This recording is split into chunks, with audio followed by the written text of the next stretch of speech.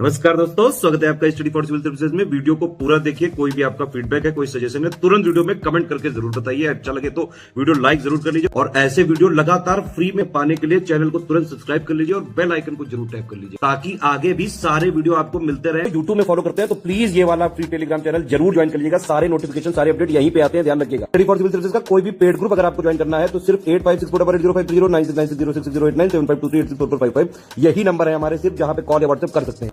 Instagram पे हमारा page जरूर फॉलो कर लीजिएगा, study4civil.services है।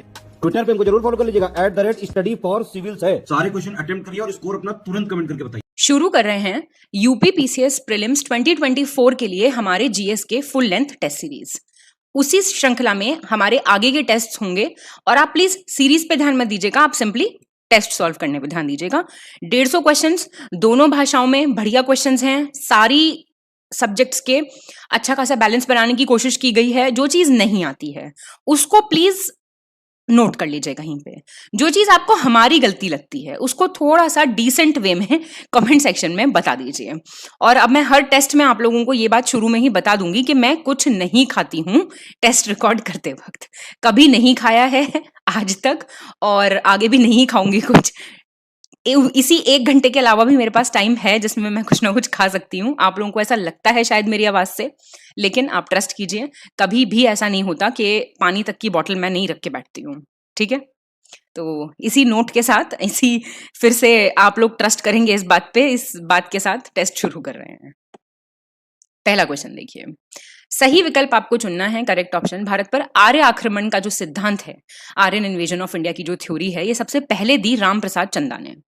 हड़प्पा सभ्यता की सबसे महत्वपूर्ण विशेषता थी सूती कपड़े का उत्पादन, क्योंकि जो हड़प्पा वासी थे वो सबसे पहले कपास का उत्पादन करते थे।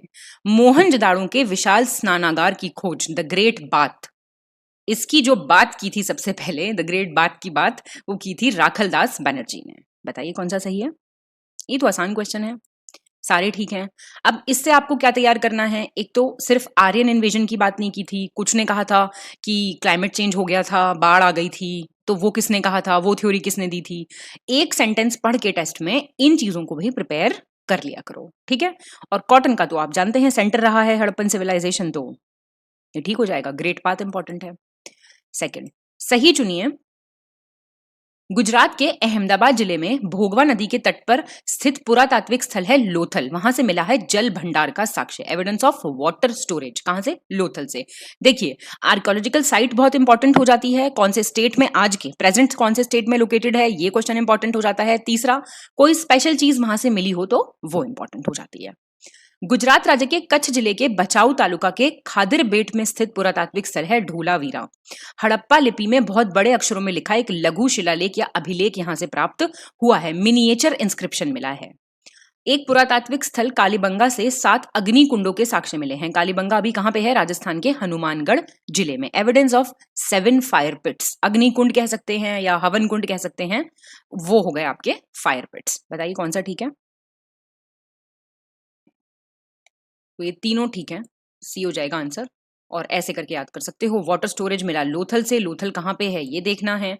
मिनिएचर इंस्क्रिप्शन मिला ढोलावीरा से, एविडेंस ऑफ 7 फायर पिट्स मिले कालीबंगा से, और कालीबंगा और इन सब की रिस्पेक्टिव लोकेशंस इंपॉर्टेंट हैं। थर्ड, सही चुनना है आपको, करेक्ट। जौनपुर का स्टोन इंस्क्रिप्शन, जौनपुर प्रस्तर अभिलेख का संबंध है कन्नौज के मौखरी राजा ईश्वर वर्मन से। समुद्रगुप्त का उल्लेख गया ताम्रपत्र शिलालेख से किया गया है, गया के कॉपर प्लेट इंस्क्रिप्शन से। ये क्वेश्चन आपका यूपीएससी में आया था शायद एक बार 4-5 साल पहले। महिला शासक रुद्रमा देवी का संबंध राष्ट्रकूट राजवंश से रहा है। सही बताइए कौन सा है। पहला और दूसरा। तीसरा क्यों गलत हुआ आप जानते हैं, बहुत फेमस रानी रही हैं रुद्रमा देवी, और ये थी आपकी ककातिया राजवंश की, ना कि राष्ट्रकूट। निम्नलिखित में से सही चुनना है आपको। 1305 में मेरु तुंगाचार्य द्वारा लिखित जैन साहित्य है, उसका एक महत्वपूर्ण ग्रंथ है प्रबंध चिंतामणि। ये 14वीं शताब्दी के राजनीतिक और सांस्कृतिक जीवन के बारे में विवरण देता है। It gives the details about the political and cultural life of the 14th century. Dhanpal की तिलक मंजरी 11वीं शताब्दी के संस्कृत गद्य साहित्य की एक अनूठी रचना है जो वास्तव में बाण भट्ट द्वारा रचित कादंबरी के मार्ग का अनुसरण करती है। बताइए कौन सा सही है। बढ़िया क्वेश्चन है बहुत। दोनों ठीक हैं। तो अब यहां से जो जो चीजें प्रिपेयर हो गई हैं प्लीज मैं हाईलाइट कर रही हूं, आप उनको पढ़ लीजिएगा। धनपाल की तिलक मंजरी है और वो एक्चुअली फॉलो कर रही है बात कादम्बरी जो कि लिखी थी बाण भट्ट ने। इससे आपकी बुक्स और उनके राइटर्स ज्यादा प्रिपेयर हो रहे हैं, हमने थोड़ा सा डिटेल क्वेश्चन बना दिया है। ठीक है, धनपाल जो थे ये राजा भोज के वो हुआ करते थे आपके रॉयल पोएट। ठीक, फिफ्थ क्वेश्चन सही चुनिए। शक क्षत्रप टाइम पीरियड के टाइम पे सोने और चांदी के सिक्कों का अनुपात था 1:35। ठीक, वरहामीर की पंच सिद्धांतिका यूनानी ज्योतिष पर आधारित है, ग्रीक एस्ट्रोलॉजी पे बेस्ड है। लक्ष्मण संवत का प्रारंभ सेन वंश द्वारा किया गया था और महान जैन विद्वान हेमचंद्र कुमारपाल और सिद्धराज जयसिंह के दरबार की शोभा बढ़ाते थे। He used to adorn the court of Kumarpal and Siddhraj Jai Singh. Singh की यहाँ पे स्पेलिंग गलत है, कोई नहीं, पर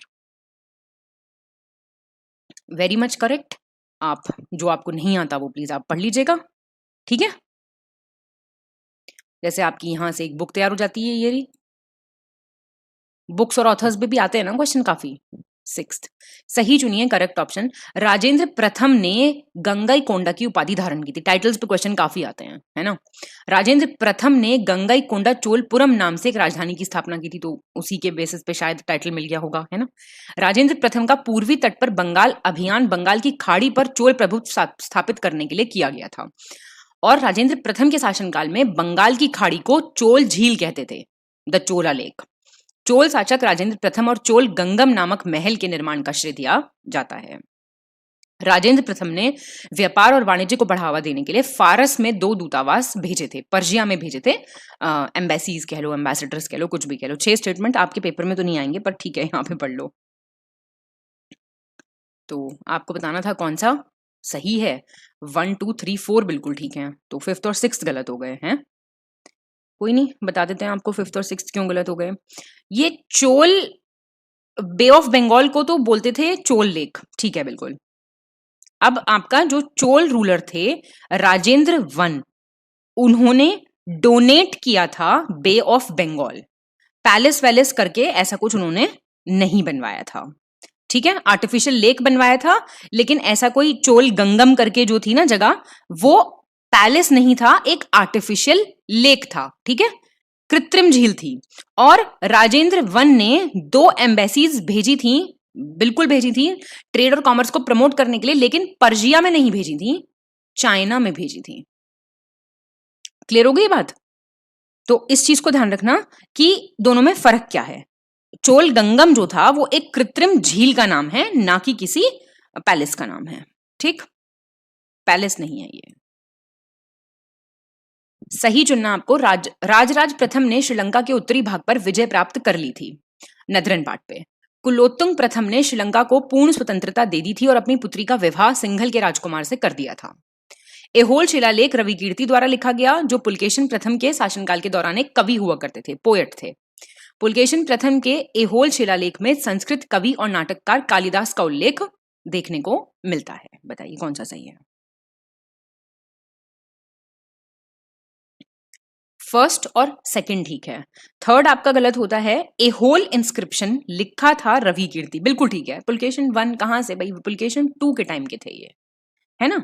और संस्कृत पोएट और प्लेराइट कालिदास का जो जिक्र मिलता है वो इसी एहोल इंस्क्रिप्शन में मिलता है, और वो पुलकेशिन 2 के टाइम का है, 1 के टाइम का नहीं है। सिंपल। सही चुनना है आपको करेक्ट ऑप्शन। ये फेमस बैटल्स आ गए हैं अब। दक्षिण भारत का प्रसिद्ध तकोलम का युद्ध 949 ईस्वी में राजादित्य के नेतृत्व वाले चोलों और कृष्णराज तृतीय के नेतृत्व वाले राष्ट्रकूटों के बीच हुआ था। प्लीज ध्यान देना कि राजादित्य और राष्ट्रकूट, कृष्णराज 2 3 4 कौन से कृष्णराज की बात हो रही है। राष्ट्रकूट राजा कृष्णराज तृतीय ने तकोलम के युद्ध में चोल सेना को बुरी तरीके से हरा दिया था और तोंड बल्लभ पर अधिकार कर लिया था, जगह थी। मलिक काफूर ने अंततः चोल साम्राज्य को समाप्त कर दिया था। मलिक काफूर आपका वो है, नहीं बता रही हूं, चलो 4th ऑप्शन आ गया, क्योंकि मलिक काफूर दिल्ली सल्तनत में सुल्तान औरंगजेब का गुलाम सेनापति था। बताइए जल्दी। हंसते मुस्कुराते जो पढ़ाई हो जाए, जो काम हो जाए, वो दुनिया में सबसे अच्छा। तो 1 2 और 3 ठीक है। वही जो मैं आपसे 4th पूछने वाली थी कि मलिक काफूर कौन था, सबने पिक्चर देखी है ना। कौन सी पिक्चर, पद्मावती, है ना, उसमें दिखाया है। तो मलिक काफूर स्लेव जनरल हुआ करता था सुल्तान अलाउद्दीन खिलजी का, ठीक, ना कि औरंगजेब का। बाकी बिल्कुल ठीक है, आप पढ़ सकते हैं। सही विकल्प चुनें, choose the correct option. Sudarshan झील का निर्माण मौर्य वंश के संस्थापक चंद्रगुप्त मौर्य के आदेश पर गिरनार में नियुक्त उनके राज्यपाल पुष्यगुप्त वैश्य ने करवाया था। उनके गवर्नर उस वक्त वहां पे अपॉइंटेड थे, उन्होंने वहां पे उसको कंस्ट्रक्ट कराया था। कनिष्क के राबतक अभिलेख में कौशाम्बी, पाटलिपुत्र और चंपा का उल्लेख किया गया है। राबतक इंस्क्रिप्शन की बात हो रही है। मौर्यों के बाद दक्षिण भारत में सबसे प्रभावशाली राज्य था पल्लव राज्य। पल्लव डायनेस्टी सबसे इन्फ्लुएंशियल थी, बताइए। पहला दूसरा ठीक है। एक्चुअली मौर्यस के बाद जो साउथ में सबसे ज्यादा प्रभावशाली, सबसे ज्यादा इन्फ्लुएंशियल बॉस टाइप लोग थे, वो थे सतवाहन्स, ना कि पल्लव। मौर्यस की बाद की बात हो रही है। पल्लव का भी अच्छा खासा था, क्या बोलते हैं, प्रभुत्व, लेकिन सतवाहन डायनेस्टी जो थी उसका प्रभुत्व, वो ज्यादा प्रभावशाली राज्य रहा है। सही विकल्प चुनें, choose the correct option. Visuddhimagga Buddhaghosa द्वारा पाली भाषा में लिखा गया एक ग्रंथ है। इसे त्रिपिटक के बाद सबसे महत्वपूर्ण थेरावाद ग्रंथ माना जाता है। अब देखिए, एक बात मैं बहुत क्लियर यहीं पे कर देना चाहती हूँ। थेरावाद नहीं समझ आ रहा है, त्रिपिटक नहीं समझ आ रहा है, तो देखिए अभी आपके बेस आपका वीक है। आपको कंपाइलेशन वीडियो देखना चाहिए, आपको लिस्टिंग वीडियो देखना चाहिए, फिर आपको टेस्ट सीरीज आके अटेम्प्ट करनी चाहिए। आप उम्मीद करें, देखिए 1 से सवा घंटे का टारगेट हमको मिलता है आपको एक टेस्ट कराने के लिए। अब उसमें मैं आपको सारे बेसिक पॉइंट्स नहीं ह्यूमनली पॉसिबल है करवाना, क्योंकि वो चीज ऑलरेडी वहां पे कवर करवा के हम आए होते हैं।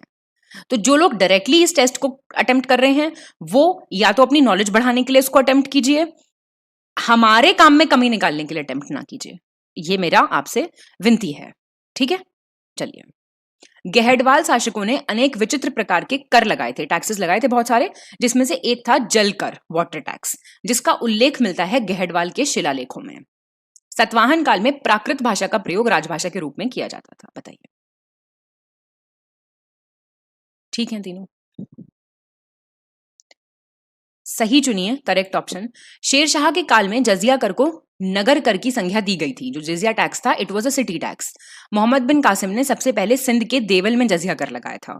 बहमनी शासक अलाउद्दीन हसन भारत का पहला मुस्लिम शासक था जिसने हिंदुओं से जजिया कर न लेने का आदेश दिया था। 1712 में फिरोज शाह तुगलक, एफएसटी कहते हैं हम इसे, अपने मंत्रियों जुल्फिकार खान और असद खान के आदेश पर जजिया कर को औपचारिक रूप से समाप्त कर दिया था, ऑफिशियली खत्म कर दिया था। सबसे पहले जहांदर शाह ने खराज कर से जजिया कर हटाकर इसे पृथक बनाया और फिर इसे ब्राह्मणों पे भी लगा दिया, जिससे वो अब तक मुक्त थे, बताइए।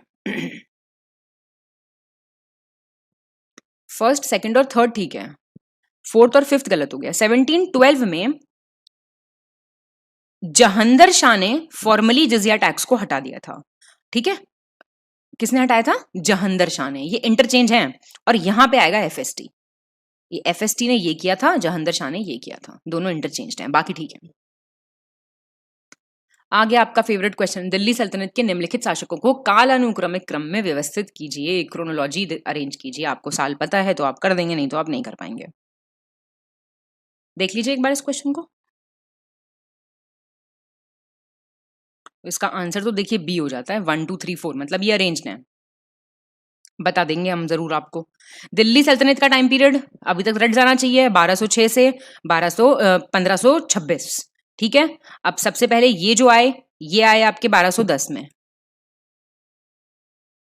1210 के बाद 1210 से 1236 के लिए आए इल्तुतमिश। रुकनुद्दीन फिरोज आए 1236, ठीक। और रजिया सुल्ताना, पूरा नाम था जलालत उद दिन रजिया, 4 साल के लिए आई थी बस, 1236 से 1240, ठीक है। ये भी लिख ही देते हैं, फिर आप कहेंगे ये नहीं लिखा था मैम ने। कमी निकालते हैं बहुत ज्यादा, आप क्या करें बताइए। 13th सही विकल्प चुने, चूज द करेक्ट ऑप्शन। सबसे पहले अलाउद्दीन खिलजी ने दिल्ली के चारों कोनों भोजपुर, पटियाली, कंपिल और जलाली में 4 किले बनवाए, फोर्टिफिकेशन किया था, 4 फोर्ट्स बनवाए थे। सबसे पहले बलबन ने दिल्ली के चारों ओर रक्षात्मक चार दीवारी का निर्माण किया था, डिफेंस, इसको आप किलेबंदी कह सकते हो, डिफेंसिव बाउंड्री वॉल। सैयद राजवंश के शासक मुबारक शाह ने 1434 में यमुना नदी के किनारे मुबारकाबाद नगर का निर्माण करवाया था। इल्तुतमिश के शासनकाल से दिल्ली को हजरते दिल्ली के रूप में जाना जाने लगा था। थर्ड और फोर्थ ठीक है, पहला दूसरा गलत हो गया। सबसे पहले 4 फोर्ट्स बनवाए थे बलबन ने, अलाउद्दीन खिलजी ने नहीं, बलबन ने। और सबसे पहले डिफेंसिव बाउंड्री वॉल बनवाई थी अलाउद्दीन खिलजी ने, तो यहां पे अलाउद्दीन खिलजी आ जाएगा, ए के लिख देते हैं। सही चुनना आपको करेक्ट ऑप्शन। अलाउद्दीन खिलजी दिल्ली सल्तनत का पहला सुल्तान था जिसने कृषकों की भलाई के लिए प्रयत्न किए थे, मतलब वेलफेयर फॉर फार्मर्स के लिए काफी काम किया था।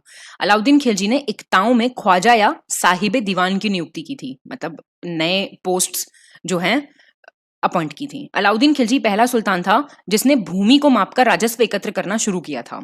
अलाउद्दीन खिलजी ने अपनी व्यवस्था को लागू करने के लिए एक अलग विभाग बनवाया, दीवाने मुस्तखराज। और अलाउद्दीन खिलजी ने उपज का 50% जो है वो भूमि कर, मतलब 50% जो भी आप प्रोड्यूस करोगे वो आपको टैक्स में देना पड़ेगा। अलाउद्दीन खिलजी भारत का पहला मुस्लिम शासक था जिसने भूमि की वास्तविक आय पर राजस्व निर्धारित किया था, जो एक्चुअल इनकम होती है लैंड की उस पे। 3 4 5 6 ठीक हो जाएगा। 3 4 3 ठीक है, 4 ठीक है, 5 ठीक है, 6 ठीक है। पहले दूसरे चेक कर लेते हैं। घियासुद्दीन तुगलक, जीटी, पहला सुल्तान था जिसने फार्मर्स की भलाई की सोची थी, और ये बलबन ने अपॉइंट किए थे, ख्वाजा या फिर साहिब दीवान।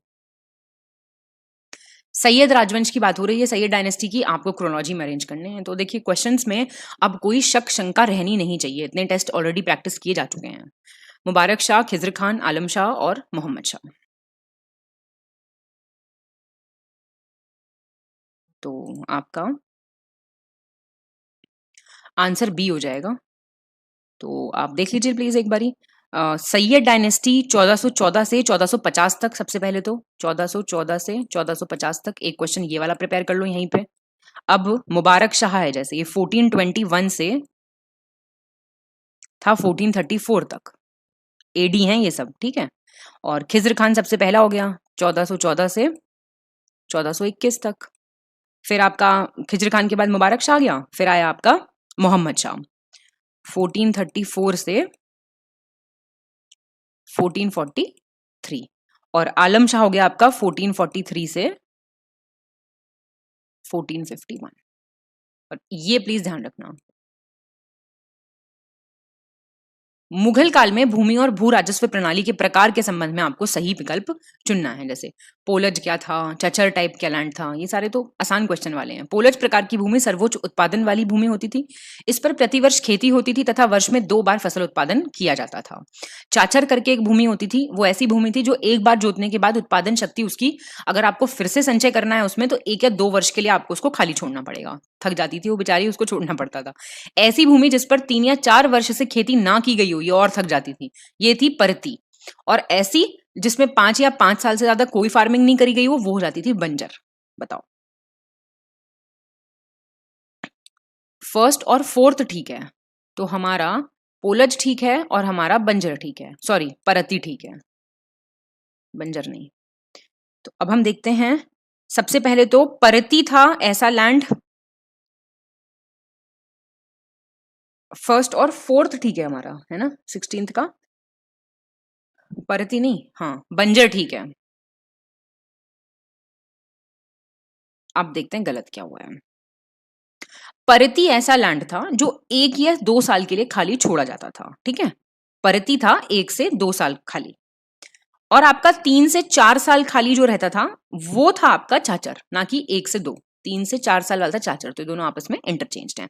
बाकी आप देख ही लो, पोलज सबसे टॉप मोस्ट प्रोडक्शन वाला था। अच्छा, एक क्वेश्चन इस पे और ये भी बन सकता है कि क्रोनोलॉजिकली अरेंज करो, या फिर सबसे हाईएस्ट प्रोडक्टिविटी किसकी थी, फिर किसकी थी, फिर किसकी थी, फिर किसकी थी, ऐसे करो। तो पोलज के बाद आपका परती, पीपी, चाचर, बंजर, ऐसे याद कर लो। अर वाले नीचे आ गए दोनों, पोलज और परती दोनों टॉप पे आ गए। ये भी तो बन सकता है ना क्वेश्चन, ठीक। और एक टैक्स भी लगता था, जो आपका प्रोड्यूस टैक्स होता था, उसको इसमें कहते थे महासोल या मल, MAL, या फिर MAHASUL।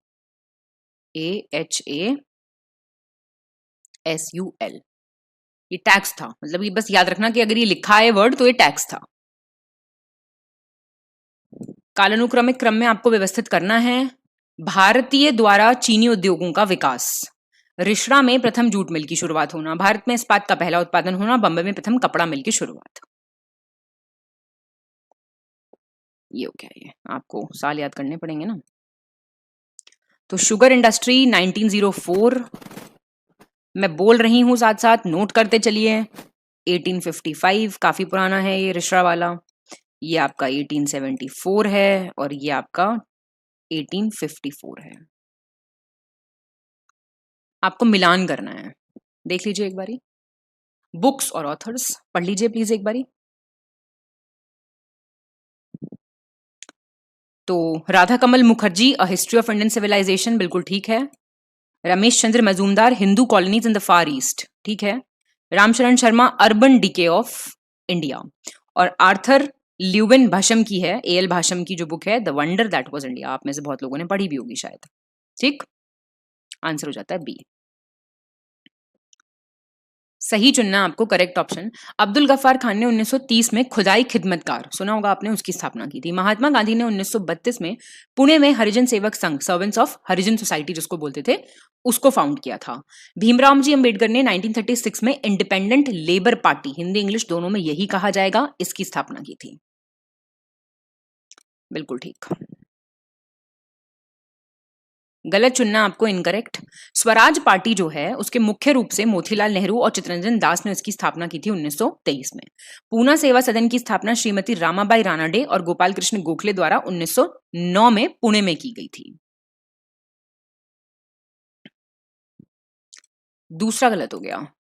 पूना सेवा सदन श्रीमती रामाबाई रानाडे गोपाल कृष्ण देवधर बिल्कुल ठीक है, ना कि गोपाल कृष्ण गोखले, गोपाल कृष्ण देवधर। और साल था 1909, पुणे बिल्कुल ठीक। स्वराज पार्टी याद रखना, क्वेश्चन काफी आता है। सही विकल्प चुनें, choose the correct option. Aligarh Mohammad Anglo Oriental College, इसकी स्थापना अलीगढ़ में हुई 1875, किसने करी? सर सैयद अहमद खान ने। इंडियन लीग की स्थापना 1875 सिसिर कुमार घोष ने, और आर्य समाज की स्थापना 1875 बॉम्बे में स्वामी दयानंद सरस्वती ने। इंपॉर्टेंट है सारे, सब मैच द फॉलोइंग में देख लो, लिस्टिंग से रिवाइज कर लो, जैसे मर्जी कर लो भाई, देखो करा रखा है हमारी साइड से तो ठीक है, ये दोनों तीनों ठीक है।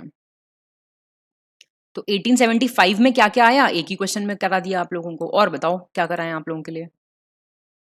1926 में स्थापित नौजवान भारत सभा के प्रमुख नेता बताने हैं आपको, मेजर लीडर्स, भगत सिंह, छबिलदास, राजगुरु, चंद्रशेखर आजाद, बताइए। बिल्कुल ठीक है सारे। सही विकल्प चुनें, choose the correct option. Henry Louis Vivian Derozio, इन्होंने स्टार्ट किया यंग बंगाल मूवमेंट 1826 में।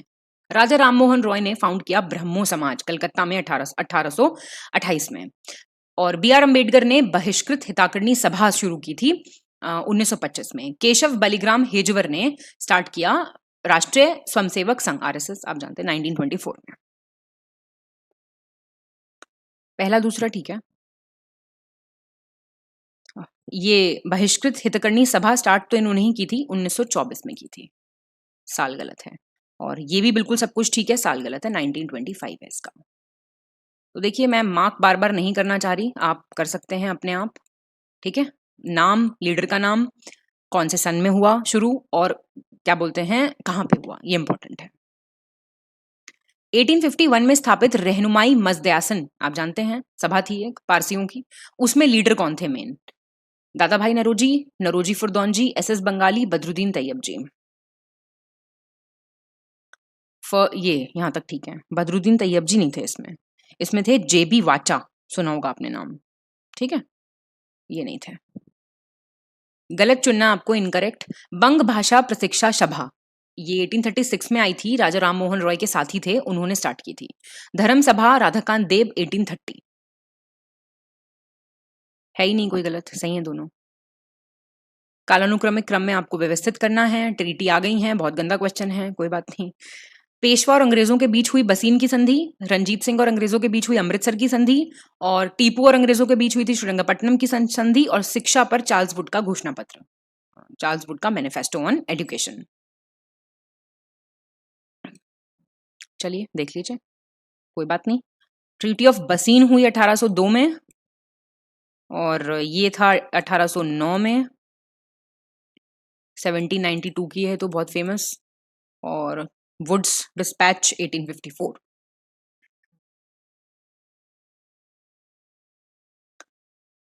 चलिए भैया, match the following viceroy period of tenure. ये क्वेश्चन मैंने 100 बार बताया है कि जो भी वाइसरॉय पढ़ें प्लीज उनका टाइम पीरियड याद रखें, क्योंकि कई बार ये क्वेश्चन पूछेगा।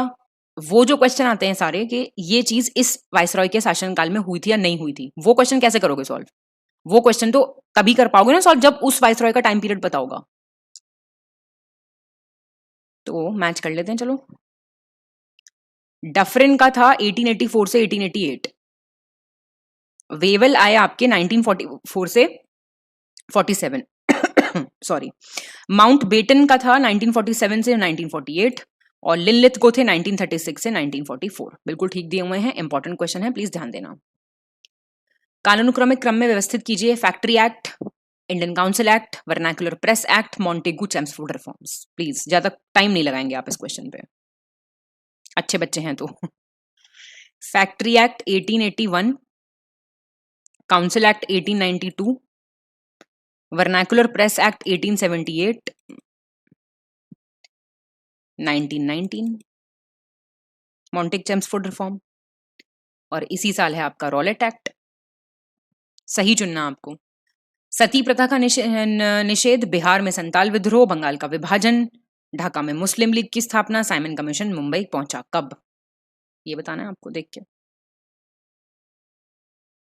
3, 4, 5 हो गया ठीक बिल्कुल। सती पे जो रोक लगी वो लगी 1829 में। संथल रिबेलियन हुआ 1855 में। बाकी बिल्कुल ठीक है। 1905 में, ये 1906 में, ये 1928। सही चुनना है आपको, करेक्ट ऑप्शन। देवेंद्रनाथ टैगोर ने 1839 में कलकत्ता में तत्व बोधिनी सभा की स्थापना की। 1888 में श्री नारायण गुरु द्वारा केरल में एक धार्मिक सुधार आंदोलन स्टार्ट किया गया था जिसका नाम था इज़हावा आंदोलन। और ढूंढो केशव कार्वे ने अनाथ बालिकाओं की देखभाल और शिक्षा के उद्देश्य से 1900 में अनाथ बालिका आश्रम की स्थापना की थी। बढ़िया क्वेश्चन है, सारे ठीक हैं। नवीनतम अघटित कृषि डेटा, बहुत गंदा क्वेश्चन है। लेटेस्ट अपडेटेड एग्रीकल्चर डेटा 2023, थोड़ा बहुत हंस लो ठीक। बताएंगे भारत में अरहर की दाल, तूर दाल का उत्पादन महाराष्ट्र, कर्नाटक, उत्तर प्रदेश टॉप 3 हैं। भारत में चने के उत्पादन में महाराष्ट्र, एमपी और राजस्थान टॉप 3। मूंगफली, ग्राउंडनट और में गुजरात, राजस्थान, तमिलनाडु। इनको ऐसे ही याद करना, हिंदी इंग्लिश के चक्कर में ना पढ़ना प्लीज, ये रिक्वेस्ट है मेरी। बाकी देखिए मर्जी आपकी है, आप लोग कमियां बहुत ज्यादा निकालते हैं, मैं इस बात से बहुत परेशान हूँ सच्ची। चलिए ठीक है बिल्कुल। तो यहाँ पे आपको टॉप अरहर की दाल के 3 पता लगने चाहिए, चने के और ग्राउंडनट के। फिर से एग्रीकल्चर डेटा की बात हो रही है। भारत में, ये हिंदी का थोड़ा सा गड़बड़ा गया, ये बोल रहा है कि महाराष्ट्र, कर्नाटका और राजस्थान ये टॉप 3 किसके प्रोडक्शन में है। ये क्वेश्चन ये है, यहाँ पे मिसप्रिंट है लेफ्ट हैंड पे, कोई बात नहीं। जवार के, सोरगुम, मसूर की दाल, लाल वाली दाल जो होती है, रेपसीड, सरसों। तो ये जवार में है टॉप 3, ठीक है। फिर से आपको खनिज डेटा बताना है, अपडेटेड मिनरल डेटा। और देखो भाई, अब पेपर पोस्टपोन हो गया है तो अगर कोई चेंज आता है तब तक वो आपको अपडेट करा दिया जाएगा। यहां ना कमेंट करना कि गलत पढ़ाया था, ठीक है।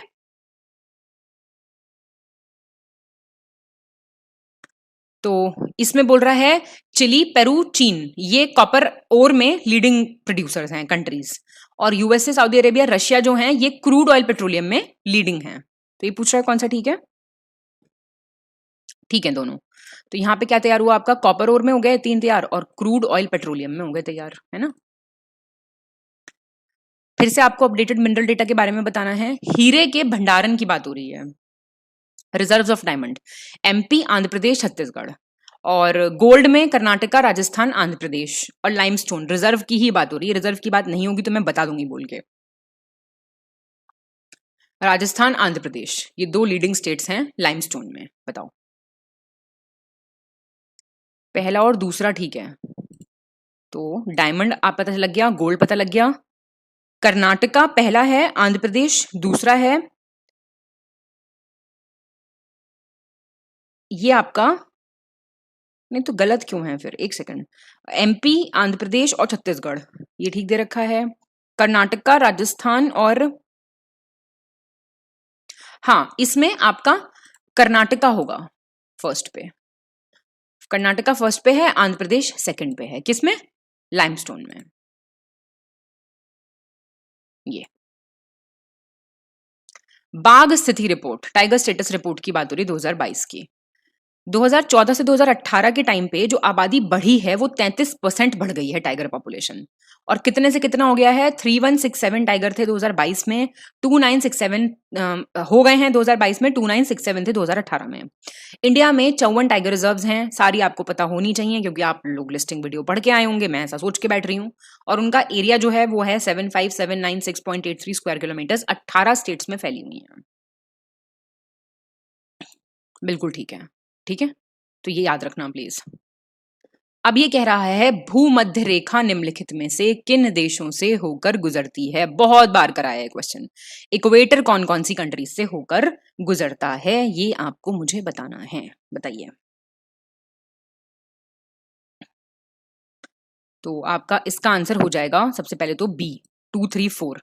मतलब देखो, साउथ अमेरिका की टोटल कितनी कंट्रीज हैं इक्वेटर जिससे पास करता है? 13। पहले तो ये रट लो, बहुत बार करा चुकी हूं पर रट लो प्लीज, 10 बार पढ़ो उसको। साउथ अमेरिका की 3 कंट्री हैं, इक्वेडोर, कोलंबिया, ब्राजील। ECB, ये आपकी साउथ अमेरिका की हैं। एशिया की है किम, किम शर्मा, सर ने बताया था। एशिया में किम शर्मा है आपकी किरिबाती, ओशियाना, इंडोनेशिया और मालदीव्स, सिर्फ 3। अफ्रीका की है Gabon, Republic of Congo, Democratic Republic of Congo, Uganda, Kenya, Sao Tome and Principe और सोमालिया। ठीक है, तो श्रीलंका से पास नहीं करता है, कुछ चीजें जैसे इंडिया से पास नहीं करता है, श्रीलंका से पास नहीं करता है, तो एलिमिनेशन से भी हो जाएंगी, नहीं तो देखो 13 याद कर लो, याद तो करनी पड़ेंगी। भारत की मानक मध्यान्ह रेखा, स्टैंडर्ड मेरिडियन ऑफ इंडिया, जो है आपकी कौन से नॉर्थ ईस्ट स्टेट से होकर गुजरती है? अच्छा क्वेश्चन है ये। आपका मौका, MOUCA, मौका। तो ये जो मौका है आपका, ये 5 स्टेट से गुजरती है, यूपी, MP और छत्तीसगढ़, उड़ीसा, आंध्र प्रदेश। ठीक है, तो इसका मतलब नॉर्थ ईस्ट से कहीं से नहीं गुजर रही है। ठीक है, मौका। 38 सही चुनना आपको, करेक्ट ऑप्शन। छत्तीसगढ़ का कोल्हान करके एक रीजन पड़ता है, वो किसके लिए फेमस है? मिनरल प्रोडक्शन के लिए। माही रिवर विंध्या से ओरिजिनेट करती है, ट्रॉपिक ऑफ कैंसर को, कर्क रेखा को 2 बार काटती है। असम राज्य में जंगल महल कहलाने वाले क्षेत्र पाए जाते हैं, बताइए कौन सा सही है? सेकंड ठीक है बिल्कुल, कोल्हान झारखंड में है, जंगल महल वेस्ट बंगाल में है। बड़े इंपॉर्टेंट हैं ये दोनों बातें, प्लीज कुछ भी भूल जाना, ये दोनों चीजें याद रखना। माही तो बता ही दोगे, उसमें क्या है, बच्चे भी बता देंगे माही तो, है ना। चलिए, सही चुनना आपको, करेक्ट ऑप्शन। अरुणाचल प्रदेश जो है वो 520 किलोमीटर लंबी सीमा म्यांमार के साथ साझा करता है। नागालैंड 215 म्यांमार के साथ, मणिपुर 398 म्यांमार के साथ, मिजोरम 510 म्यांमार के साथ। बढ़िया क्वेश्चन, थोड़ा डिफरेंट है, थोड़ा फैक्ट लोडेड आपको लग रहा होगा, लेकिन आसान क्वेश्चन है ये। ठीक है, तो आप देख सकते हैं, थोड़ा सा कई बारी आ सकता है ऐसा क्वेश्चन। सही चुनना है आपको, करेक्ट। भारत में कर्क रेखा और भारतीय मानक समय रेखा जो है, ट्रॉपिक ऑफ कैंसर और IST का जो कट है, इंटरसेक्शन, वो होता है प्रयागराज, नैनी। और मैकमोहन रेखा किस किस के बीच की है सीमा रेखा? अंतरराष्ट्रीय सीमा रेखा है इंडिया और चाइना के बीच की, बताओ। तो दूसरा ठीक हो गया। जो आपका ट्रॉपिक ऑफ कैंसर और इंडियन स्टैंडर्ड मेरिडियन का जो कट पॉइंट है वो सूरजपुर है जगह, कहाँ पे पड़ती है? छत्तीसगढ़। यहां से तो होके गुजर रही है ना IST, ये तो वो जगह है नैनी। तो जो ये कट हो रहा है, जहां पे ये इंटरसेक्ट कर रही हैं, वो कर रही हैं आपकी सूरजपुर जगह पड़ती है छत्तीसगढ़ की। सही चुनिए, करेक्ट ऑप्शन। इंडिया बांग्लादेश के साथ लैंड बॉर्डर कितना शेयर कर रहा है? 4096.7 किलोमीटर का। चाइना के साथ 3323 किलोमीटर का। पाकिस्तान के साथ 3488 किलोमीटर और नेपाल के साथ 1751 किलोमीटर।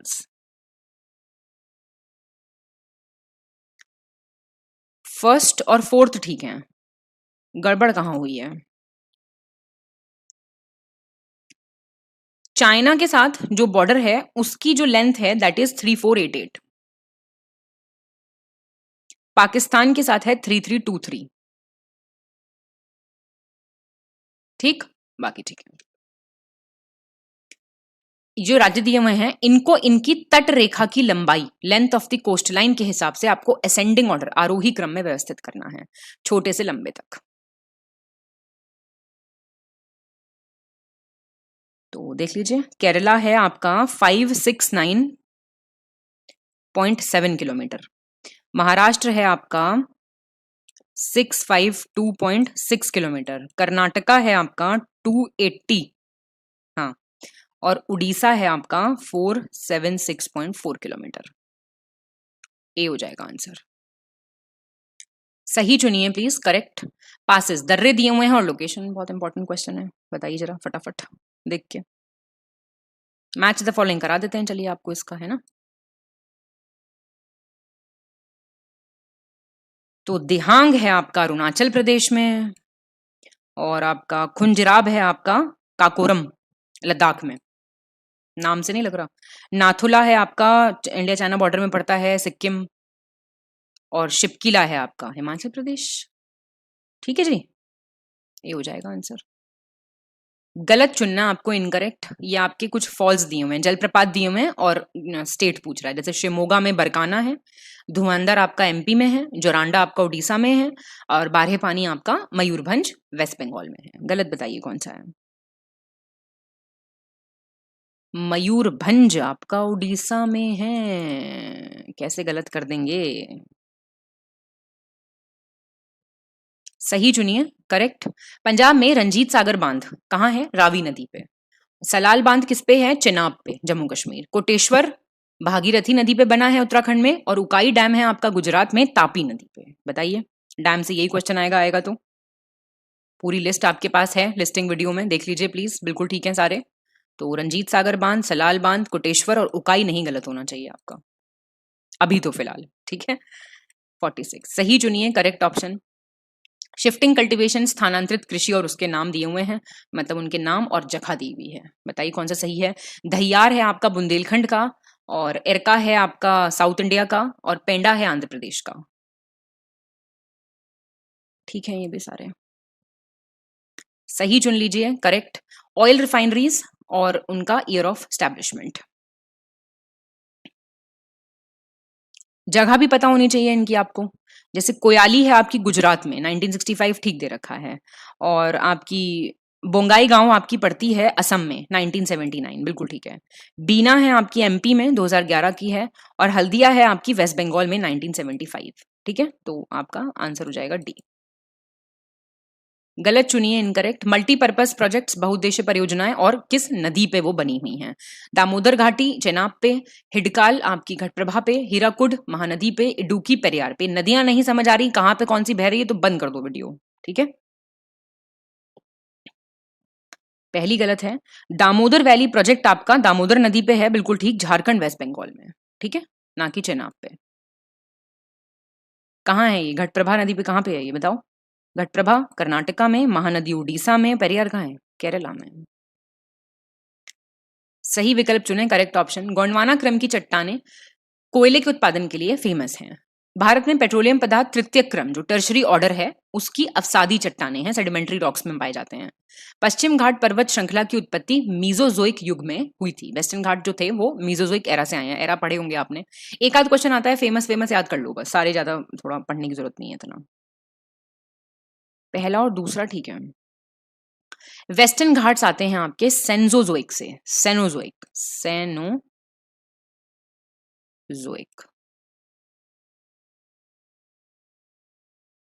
चलिए सही बताइए कौन सा है। देव प्रयाग, अब देखो सारे पंचप्रयाग याद कर लो, क्या दिक्कत है। देव प्रयाग कैसे बनता है, अलकनंदा भागीरथी मिलके। देखो अलकनंदा तो सब में है ना। रुद्रप्रयाग अलकनंदा मंदाकिनी, कर्ण प्रयाग धौली गंगा अलकनंदा, विष्णु प्रयाग पिंडार अलकनंदा। तो कैसे याद करोगे, पहला दूसरा ठीक है। कर्ण प्रयाग पिंडार और अलकनंदा, ठीक है, कर्ण प्रयाग पिंडार और अलकनंदा। विष्णु प्रयाग धौली गंगा और अलकनंदा, ये इसका थर्ड और फोर्थ आपस में इंटरचेंज्ड है, ठीक है। कौन सा विषय भारतीय संविधान के भाग 5 के अंतर्गत आते हैं। सब्जेक्ट्स पूछ रहा है पार्ट 5 के। कार्यपालिका, संसद, राष्ट्रपति की विधायी शक्तियां, न्यायपालिका, भारत के नियंत्रक एवं महालेखा परीक्षक, कैग। तो ये आते हैं आपके सारे, है ना, तो इनको याद रख लो। एग्जीक्यूटिव है आपका आर्टिकल 52 से 78, पार्लियामेंट है 79 से 122, प्रेसिडेंट की लेजिस्लेटिव पावर्स हैं आर्टिकल 123, जुडिशरी है 124 से 147 और कंट्रोलर एंड ऑडिटर जनरल हैं आपके 148। आर्टिकल भी याद होने चाहिए थोड़े बहुत कि नहीं होने चाहिए? सही चुनना है आपको, करेक्ट ऑप्शन। आर्टिकल्स दिए हुए हैं और पूछ रहा है क्या है, आर्टिकल तो पूछता है, मैंने आपको बताया है, मतलब 50-60 आर्टिकल तो याद करने पड़ेंगे ही आपको, नो मैटर व्हाट। आर्टिकल 52 है executive power of the union, 53 president of India, 55 manner of election of the president, 56 term of office of the president, 58 qualifications for being elected as president. ये answer आपका third, fourth और fifth हो जाएगा। 52 है आपके president of India और 53 है आपके executive power of the union. बाकी तो ठीक है, याद हैं आर्टिकल्स, बहुत अच्छी बात है। नहीं याद है कर लो अब याद, कोई बड़ी बात नहीं है, ठीक है। 2 4 5 तो याद करने की कोशिश करो,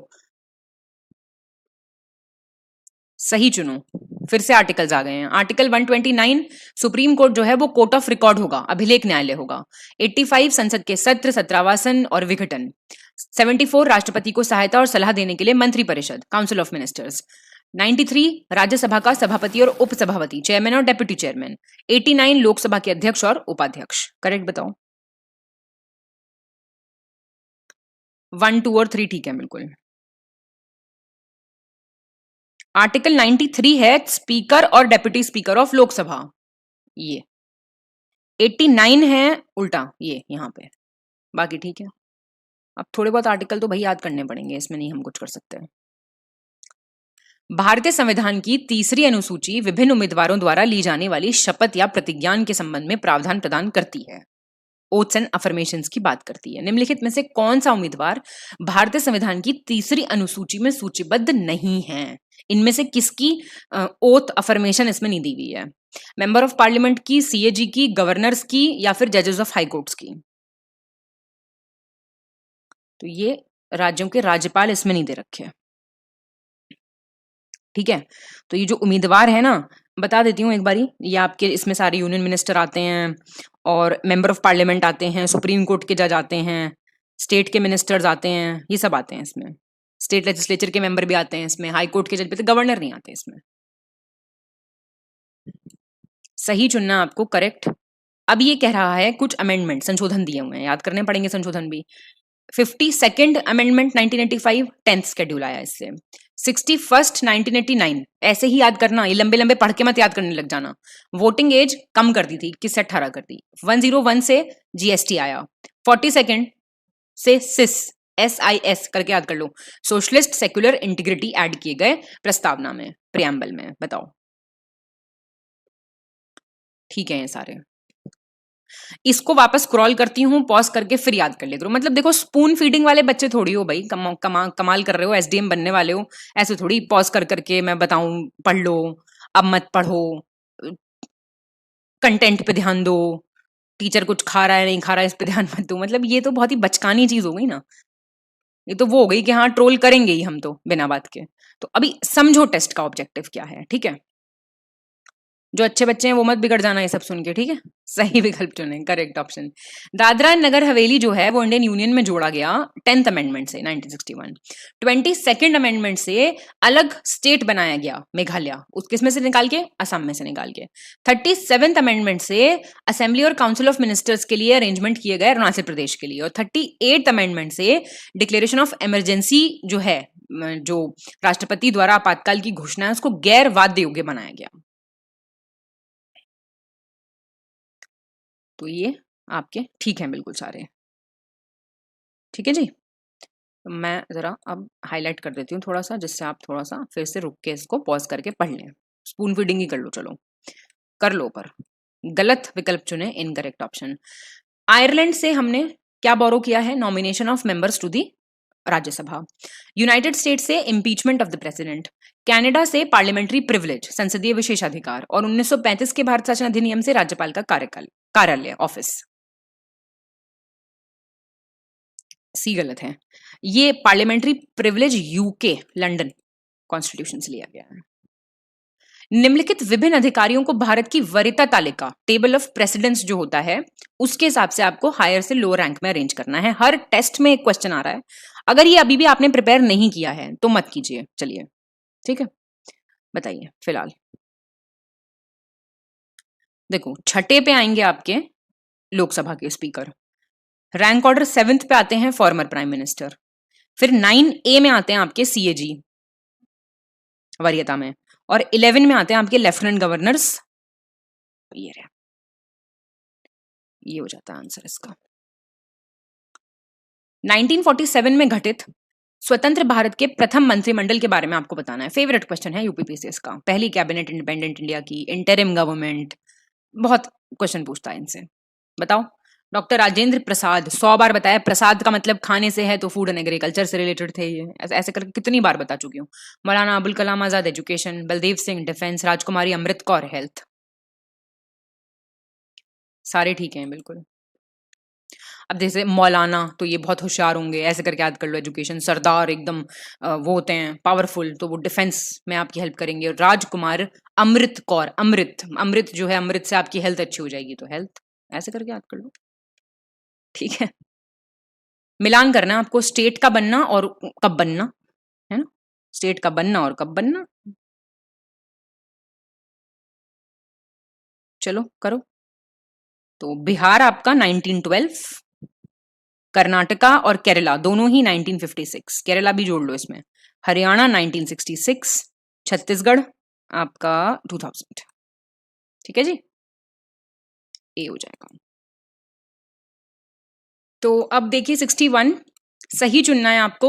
ये है आपका वाटर डिस्प्यूट ट्राइब्यूनल पे क्वेश्चन, 5 या 7 ही दिए हुए हैं शायद लक्ष्मीकांत में, तो सारे याद होने चाहिए आपको। तो अभी देखिए, पहले रवि और ब्यास वाटर डिस्प्यूट ट्राइब्यूनल कब आया, 1986 में, और इसमें कौन कौन से राज्य शामिल थे। इसके अंदर थे आपके पंजाब, हरियाणा, राजस्थान। बताइए। ठीक है दोनों।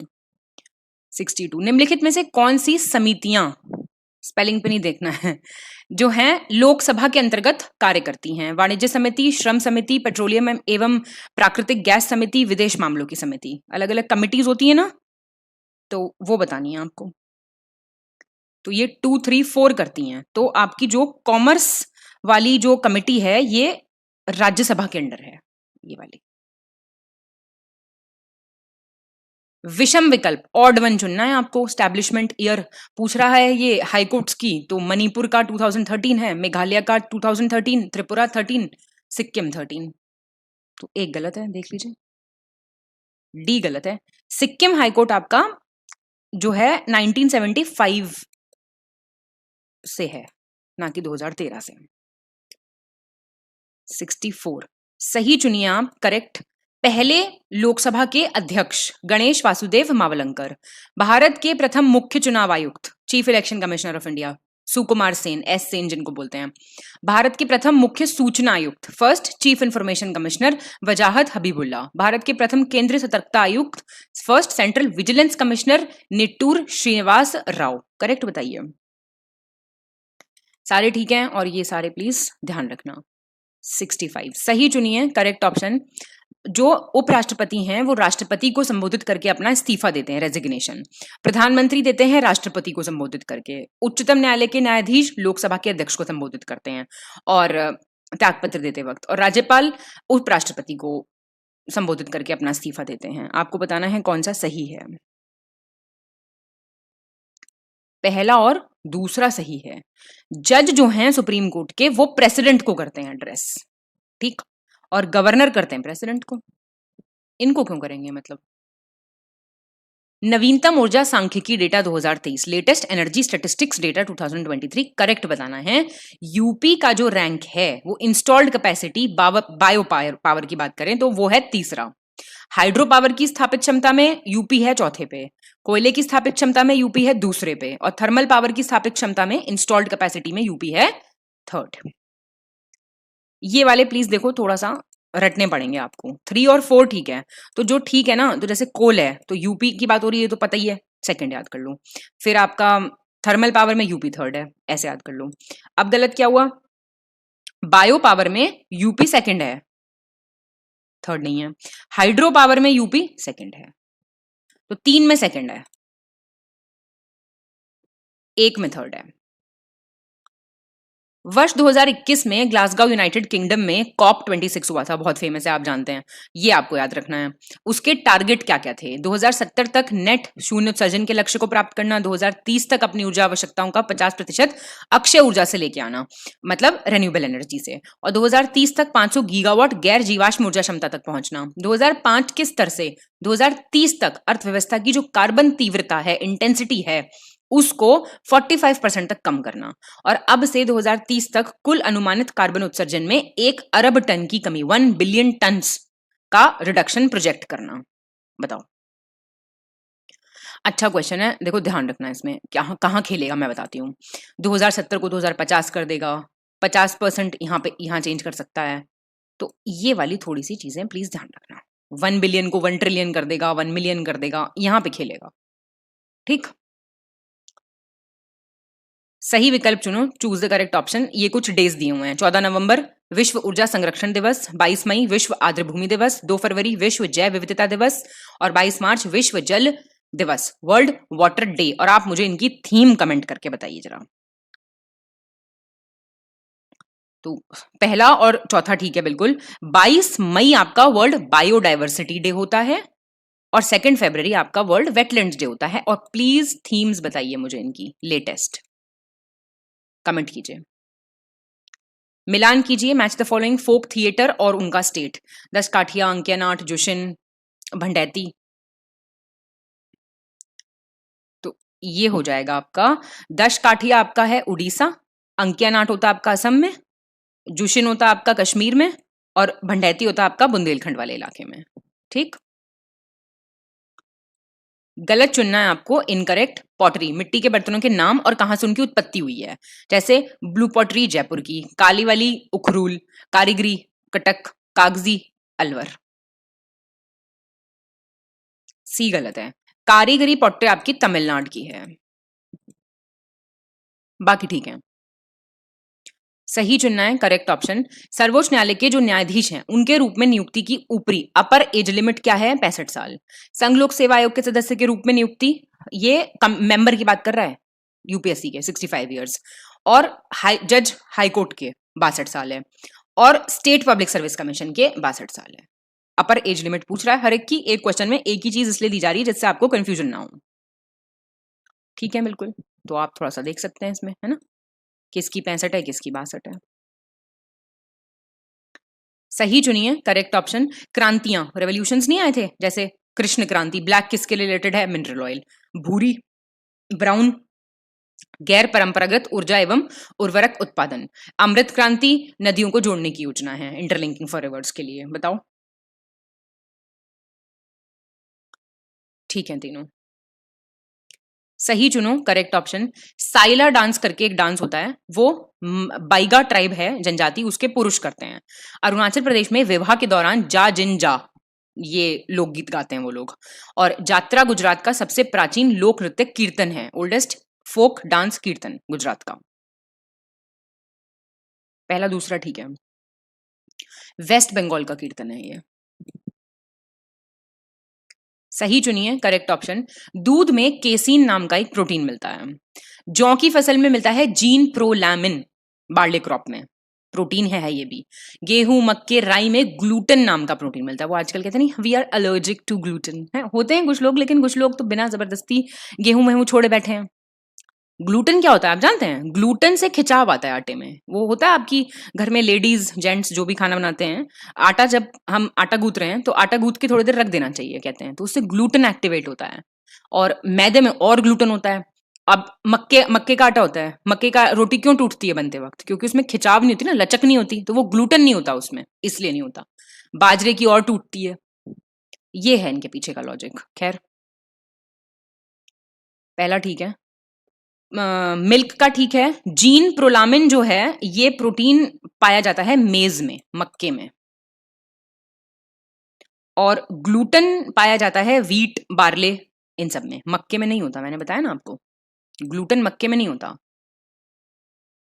कुट्टू का आटा नवरात्रों में खाते हैं जो, बिल्कुल टूटती हैं उसकी रोटियां, वो इसलिए होता है क्योंकि ग्लूटेन नहीं होता। ठीक है, सही विकल्प चुने। पटुआ पेंटिंग उड़ीसा, जरदोजी कढ़ाई होती है यूपी की, सुजानी एक कढ़ाई होती है जम्मू कश्मीर की, और एक जरी तंचोई साड़ियां हैं वो कहाँ की हैं? वाराणसी की। सही कह रही हूं मैं, गलत कह रही हूँ? 2, 3, 4 ठीक है। पटुआ पेंटिंग या पटुआ पेंटिंग आपकी वेस्ट बंगाल की है। ये आगे भारत की जनगणना 2011। उच्चतम जनसंख्या घनत्व वाले 4 राज्य बताने हैं आपको, हाईएस्ट पॉपुलेशन डेंसिटी वाले। देखो 4 ही याद कर लो, सारे ऑप्शंस पढ़ के फिर याद रखने का कोई मतलब नहीं है, याद कर लो ये। बिहार, पश्चिम बंगाल, केरला, यूपी। 77। अब सेम जनगणना का क्वेश्चन है, सबसे कम लिंग अनुपात वाले, लोएस्ट सेक्स रेशियो वाले 4 स्टेट्स बता दो मुझे। टोटल में से पूछ रहा है क्वेश्चन, मतलब स्टेट यूटी दोनों मिला के। एक सेकेंड। हरियाणा, जम्मू कश्मीर, सिक्किम, पंजाब।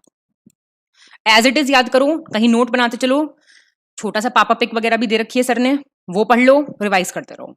ठीक है, फिर से जनगणना आ गई पर यूपी की, करेक्ट बताना है आपको। क्षेत्रफल की दृष्टि से यूपी देश में चौथे स्थान पर है, जनसंख्या की दृष्टि से पहले स्थान पर है, और साक्षर जनसंख्या वृद्धि के मामले में देखें तो यूपी तीसरे नंबर पे है, और अनुसूचित जाति की जनसंख्या प्रतिशत की दृष्टि से देखें तो, प्रतिशत कह रहा है नहीं कह रहा, प्लीज ध्यान से पढ़ो, वो 4th है। ठीक है सारे। यूपी की जनगणना फिर से सही चुनना है। यूपी में एससी पॉपुलेशन है 4.13 करोड़ और एसटी पॉपुलेशन है 11.34 लाख। रूरल पॉपुलेशन, ग्रामीण जनसंख्या है 15.53 थी, मतलब अभी तो अब लेटेस्ट तो डेटा आया ही नहीं। यूपी का लिंगानुपात सेक्स रेशियो 919 है। साक्षरता दर लिटरेसी रेट 63.7% है।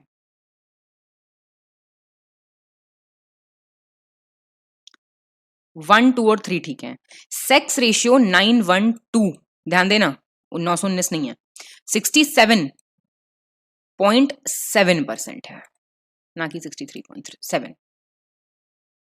17वीं उत्तर प्रदेश वन सर्वेक्षण रिपोर्ट की बात हो रही है।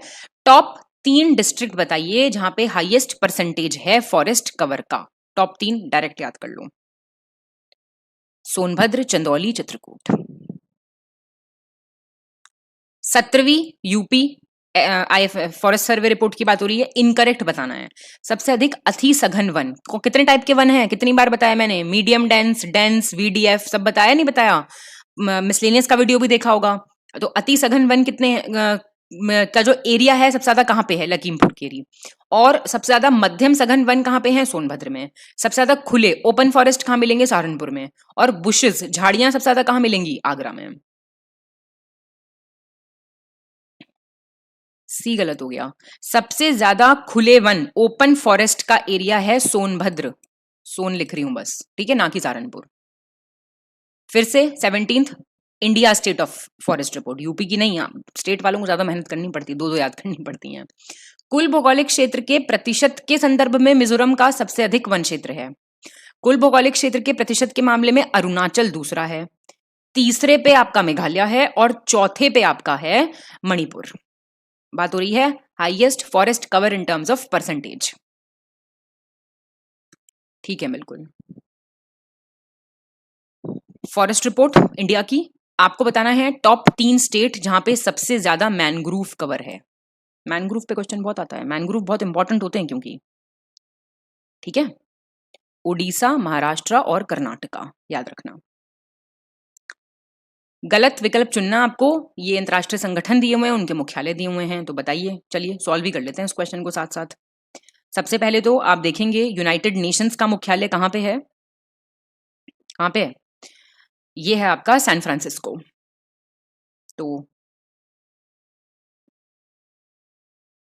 नहीं, यूनाइटेड नेशंस का आपका हेडक्वार्टर है न्यूयॉर्क सिटी, ठीक दे रखा है।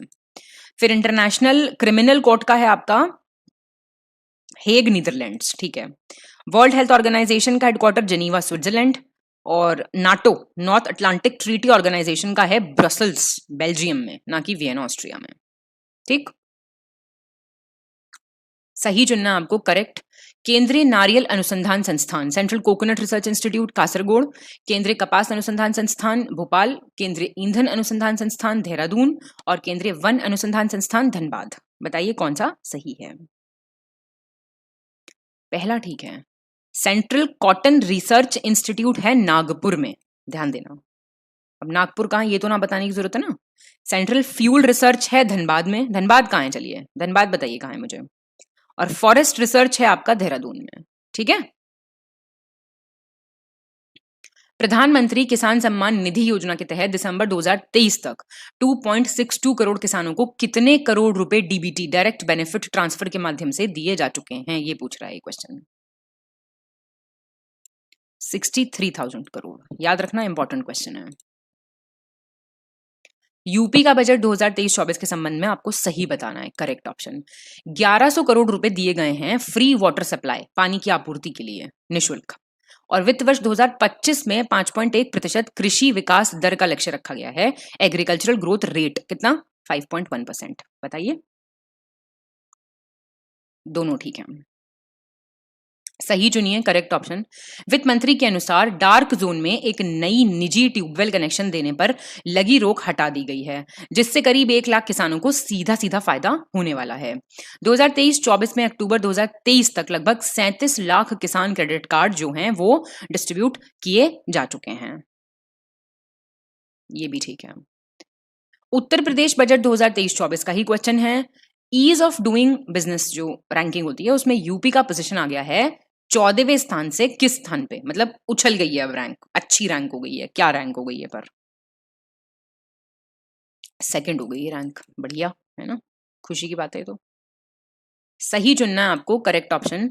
अब ये देखो, अलग अलग स्कीम्स के लिए पैसे पूछ रहा है, तो 3948 करोड़ पीएम आवास योजना, 3668 पीएम ग्राम सड़क योजना, 400 करोड़ रुपए नया मेडिकल कॉलेज जो वाराणसी में खुलने वाला है, 7350 crore national rural health mission. बताओ,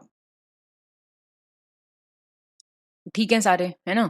तो भाई अब क्या बताऊं, अब ये कहना भी अच्छा नहीं लग रहा कि सारे याद करो, पर जो इंपॉर्टेंट है वो याद कर लो, ठीक है। सही बताओ कौन सा है करेक्ट। वित्त मंत्री ने कहा कि हमारी सरकार अब तक करीब 6 करोड़ लोगों को गरीबी रेखा से बाहर निकाल चुकी है, और फिलहाल यूपी में बेरोजगारी दर घटकर सिर्फ 2.4 रह गई है, जो 19.2 हुआ करती थी कभी 2016-17 में। बताओ, ठीक है ये भी।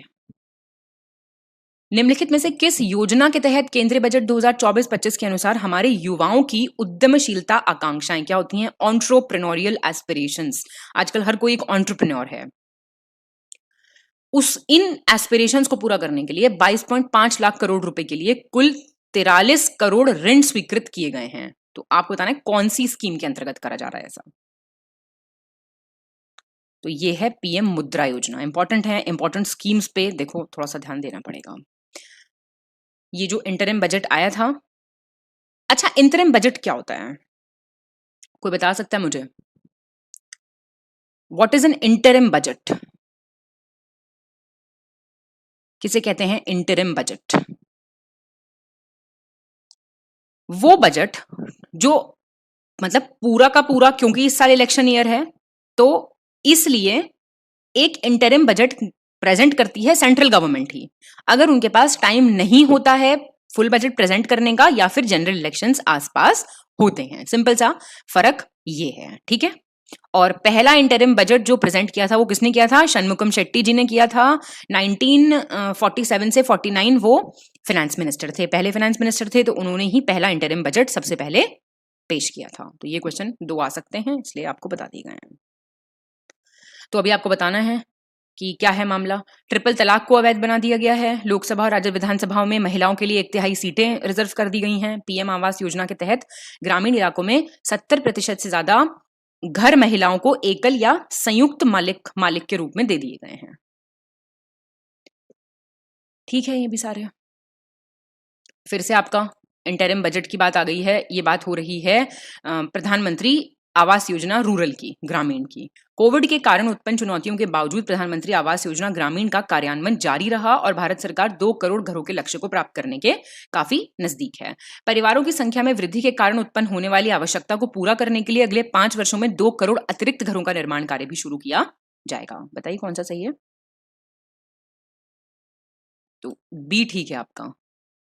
ये आपका गलत क्यों हुआ, 3 करोड़ घर, 3 ना कि 2, 3। सही चुनिए करेक्ट ऑप्शन। संयुक्त राष्ट्र जलवायु परिवर्तन सम्मेलन COP28 की बात हो रही है। 30 नवंबर से 12 दिसंबर हुआ था दुबई में, और नुकसान और क्षति कोष, लॉस एंड डैमेज फंड जो है इसमें इंट्रोड्यूस किया गया। इसका मतलब क्या है कि जलवायु परिवर्तन के जो प्रभाव हैं उनका सामना कर रहे जो गरीब देश हैं उनको मुआवजा देना। वो कई बार आपसे पूछेगा, ठीक है दोनों, कि लॉस एंड डैमेज फंड की बात कौन से सीओपी से शुरू हुई थी, सीओपी 26, 25, 28, तो आपको 28 मार्क करना है। ऐसा क्वेश्चन भी आ सकता है। अभिकथन कारण दिए हुए हैं, देख लेते हैं एक बार। अभिकथन है किसी पिंड का भार गुरुत्वीय त्वरण के समानुपाती होता है। Weight of a body is proportional to the acceleration due to gravity. Reason क्या है? गुरुत्वीय त्वरण का मान भूमध्य रेखा पर सबसे कम और ध्रुवों पर सबसे अधिक होता है। जो ग्रेविटेशनल एक्सेलरेशन है it is lowest at the equator and highest at poles. Correct है दोनों। कौन से उपकरण पास्कल के नियम पर आधारित हैं? इनमें से कौन से डिवाइसेस पास्कल लॉ फॉलो करते हैं? Hydraulic brake, hydraulic press, hydraulic lift. सारे करते हैं। क्या है पास्कल का लॉ? कमेंट कीजिए प्लीज। निम्नलिखित में से किस सिद्धांत के अनुसार जब किसी वस्तु को आंशिक रूप से या पूरी तरह से किसी तरल पदार्थ में डुबोया जाए तो डुबोने पर वस्तु का वजन कम होता हुआ प्रतीत होता है? When an object is partially or completely immersed in a liquid, the weight of the object is apparently decreased. कौन से प्रिंसिपल पे है ये? Archimedes, Bernoulli, Charles, Doppler. तो आप जानते हैं ये आर्किमिडीज प्रिंसिपल कहते हैं इसको, बहुत फेमस। 1 मेगावाट 105 वॉट के बराबर है। पृथ्वी का पलायन वेग, एस्केप वेलोसिटी 11.2 किलोमीटर प्रति सेकंड है, घंटा कह रही हूं। 1500 डिग्री सेल्सियस के ऊपर का तापमान मापने के लिए आप यूज करते हैं पायरोमीटर। बताइए। पहला दूसरा ठीक है। पायरोमीटर आप, पहला और दूसरा ठीक है ना? पायरोमीटर यूज होता है टेम्परेचर्स जो 1500 मीटर के ऊपर होते हैं, 1500 डिग्री सेंटीग्रेड के ऊपर होते हैं। 1 मेगावाट कितना होता है? ये होता है आपका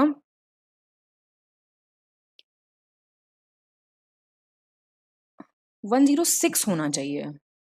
तो इस क्वेश्चन में गड़बड़ है। ये दूसरा और तीसरा ठीक है, बी हो जाएगा आंसर, है ना? ये 106 होना चाहिए, 1 मेगावाट, है ना? सो 1 मेगावाट कितने वॉट के बराबर होता है? ये होता है आपका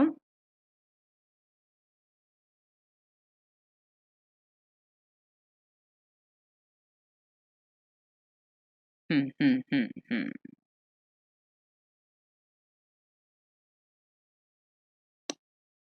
105।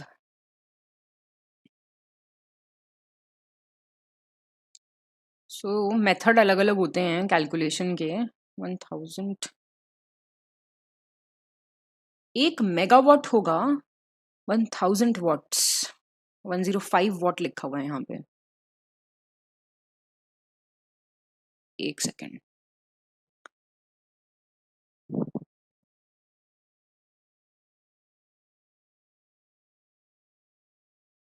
Yes it should be.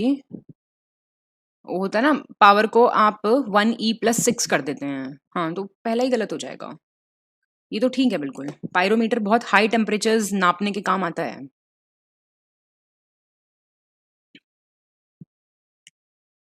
ये ठीक है, बहुत रिलेटिवली जो हाई टेम्परेचर्स होते हैं पायरोमीटर उनको मापता है। ठीक है, जैसे कि आपके फर्नेसेस होते हैं, बाकी जगहें जहाँ जहाँ पे होती हैं वहां पे वो मापा जाता है। ठीक है। डेजर्ट कूलर जो है वो वाष्प शीतलन विधि पर आधारित है। It is based on evaporative cooling method. Dynamo और इलेक्ट्रिक मोटर चुंबकीय प्रेरण पर आधारित उपकरण है, मैग्नेटिक इंडक्शन पे काम करते हैं ये। और हाइड्रोजन बॉम्ब जो है वो नाभिकीय विखंडन, न्यूक्लियर फिजन, याद रखना, फ्यूजन फिजन में फर्क समझना। आकाशीय पिंडों और रॉकेटों का वेग प्रकाश की गति से बहुत कम होता है। जो वेलोसिटी होती है सेलेशियल बॉडीज की और रॉकेट्स की, वो स्पीड ऑफ लाइट से काफी कम होती है। बताइए।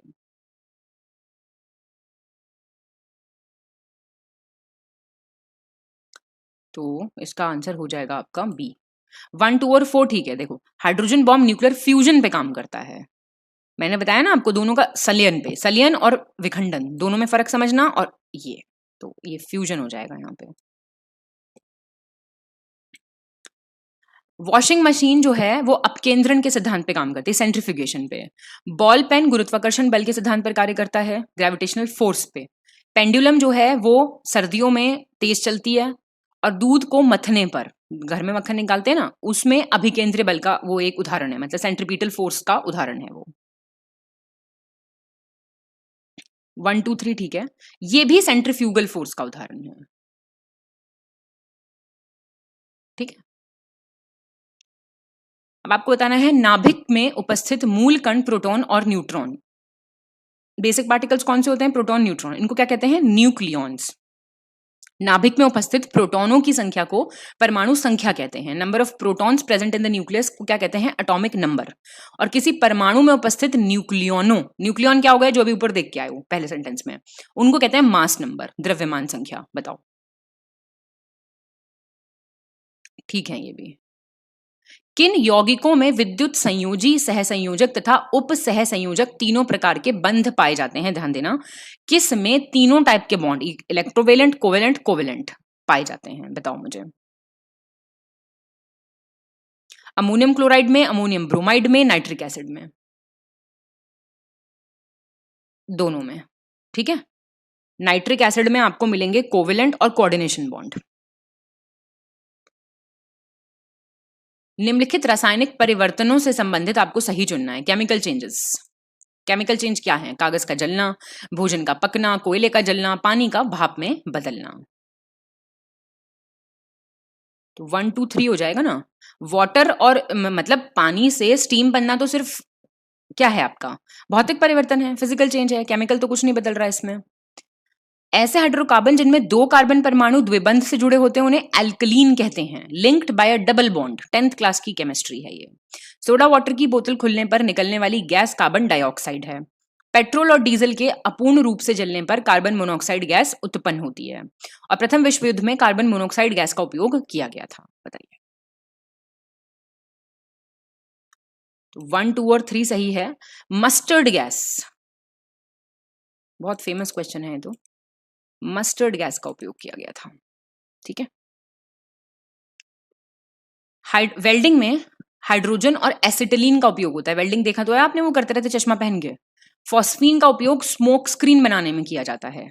और 90% सीसा रहित पेट्रोल और 10% अल्कोहल के मिश्रण को कहते हैं gasohol. Lead free petrol plus alcohol.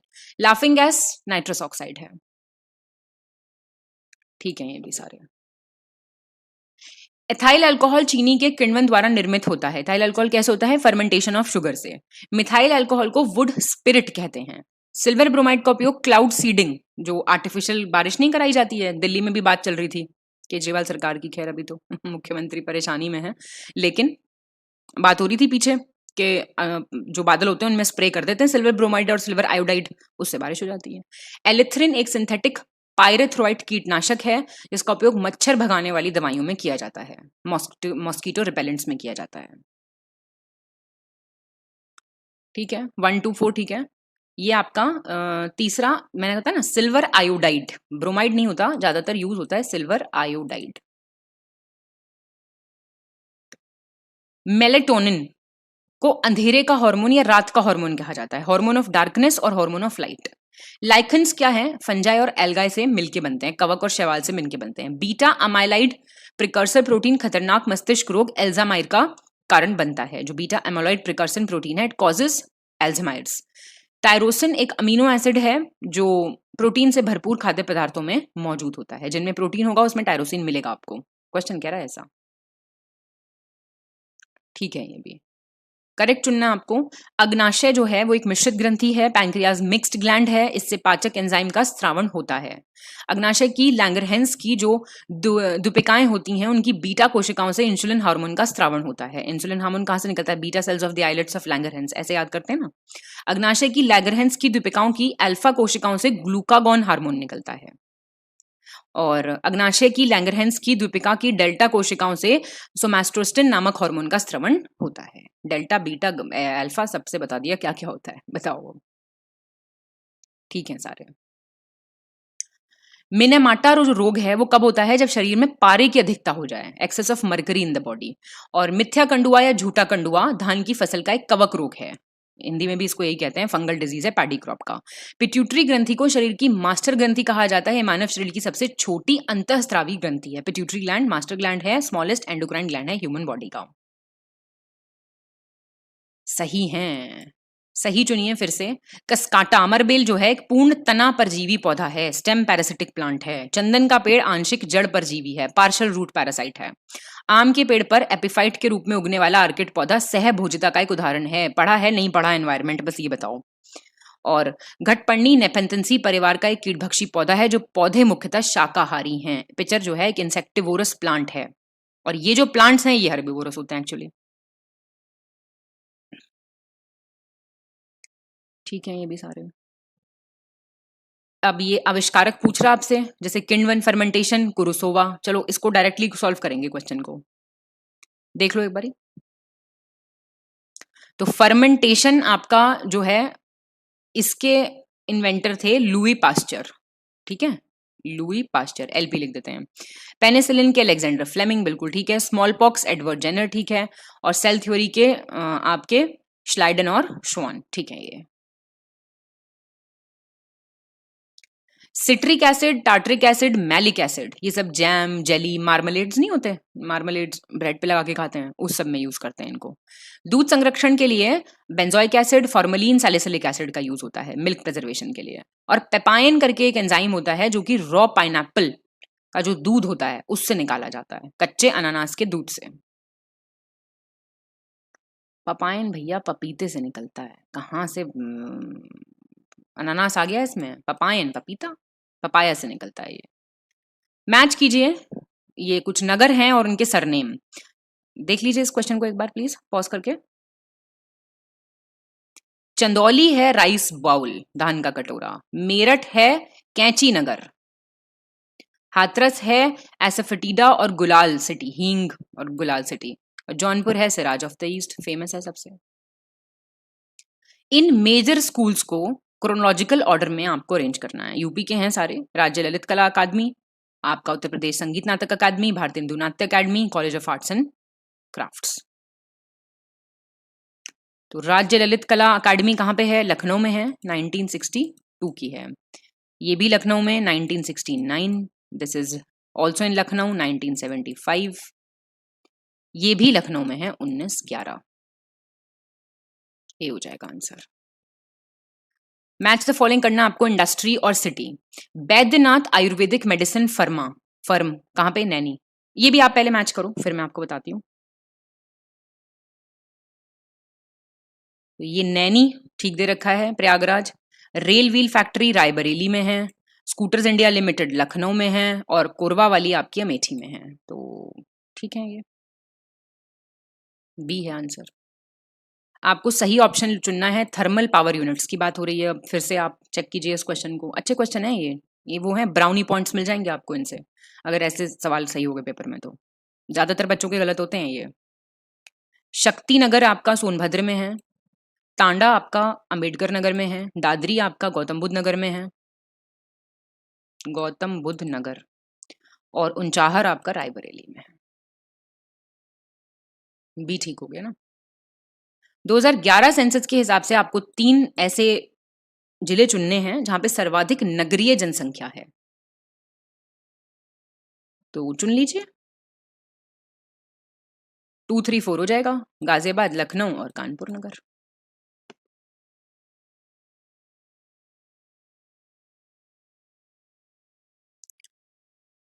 चलिए, तो अब हम देखेंगे 119। लखनऊ शहरी विकास विभाग ने हाल ही में पशु जन्म नियंत्रण केंद्र चलाने के लिए भारतीय पशु कल्याण बोर्ड के साथ एक अनुबंध पर हस्ताक्षर किए हैं। झारखंड के टाटानगर जमशेदपुर में आयोजित senior national power lifting championship में लखनऊ की आस्था स्ट्रॉन्ग वुमेन और आर्या स्ट्रॉन्ग मैन बने हैं। उत्तर प्रदेश के मुख्य सचिव दुर्गा शंकर मिश्रा ने हाल ही में लखनऊ, आगरा, मथुरा में यूनिटी मॉल बनाने की घोषणा की है। क्या हो जाएगा आंसर? तो 1 और 2 आर करेक्ट। थर्ड क्यों गलत हुआ? ये लखनऊ, आगरा और वाराणसी में बनेगा। करेक्ट चुनना है। हाल ही में उत्तर प्रदेश के अमर उजाला राज्य ब्यूरो में कार्यरत मुख्य संवाददाता चंद्रभान यादव को पॉपुलेशन फर्स्ट द्वारा लाडली मीडिया अवार्ड्स 2023 से सम्मानित किया गया है।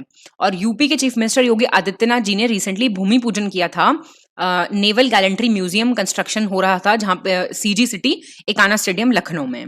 चीफ मिनिस्टर ने रिसेंटली इनॉग्रेट किया है मिल्क और मिल्क प्रोडक्ट्स प्रोजेक्ट ज्ञान डेयरी करके इन गीता गोरखपुर। और राहत विभाग ने हाल ही में 450 स्वचालित मौसम स्टेशन और 2000 स्वचालित वर्षा मापी यंत्र स्थापित करने का कार्य आदेश जारी किया है। ये भी सारे ठीक हैं। Additional member finance railway board Saumya Mathur ने रिसेंटली चार्ज लिया है। पहली विमेन जनरल मैनेजर बन गई है नॉर्थ ईस्टर्न रेलवे की। उत्तर प्रदेश के बुलंदशहर जिले के अरविंद सिंह ने हाल ही में कोलकाता में आयोजित राष्ट्रीय खेलों में रोइंग के लाइट वेट पुरुष डबल स्कल्स में स्वर्ण पदक जीता है, गोल्ड मेडल। उत्तर प्रदेश के ऊर्जा मंत्री ए.के. शर्मा ने हाल ही में लखनऊ के कैंट सब स्टेशन पर पावर कॉर्पोरेशन की एक मुश्त समाधान योजना का शुभारंभ किया है। पहला, तीसरा ठीक है, दूसरा क्यों गलत हुआ? ये जो आपका अरविंद सिंह है बुलंदशहर से, इनको गोल्ड मेडल मिला है light weight men's double sculls rowing का, जो गोवा में हुआ था, ना कि कोलकाता में। करेक्ट चुनना आपको। उत्तर प्रदेश के मुख्यमंत्री ने हाल ही में आगरा के बटेश्वर से मथुरा के गोवर्धन तक राज्य की पहली अंतर जिला हेलीकॉप्टर सेवा का उद्घाटन किया है।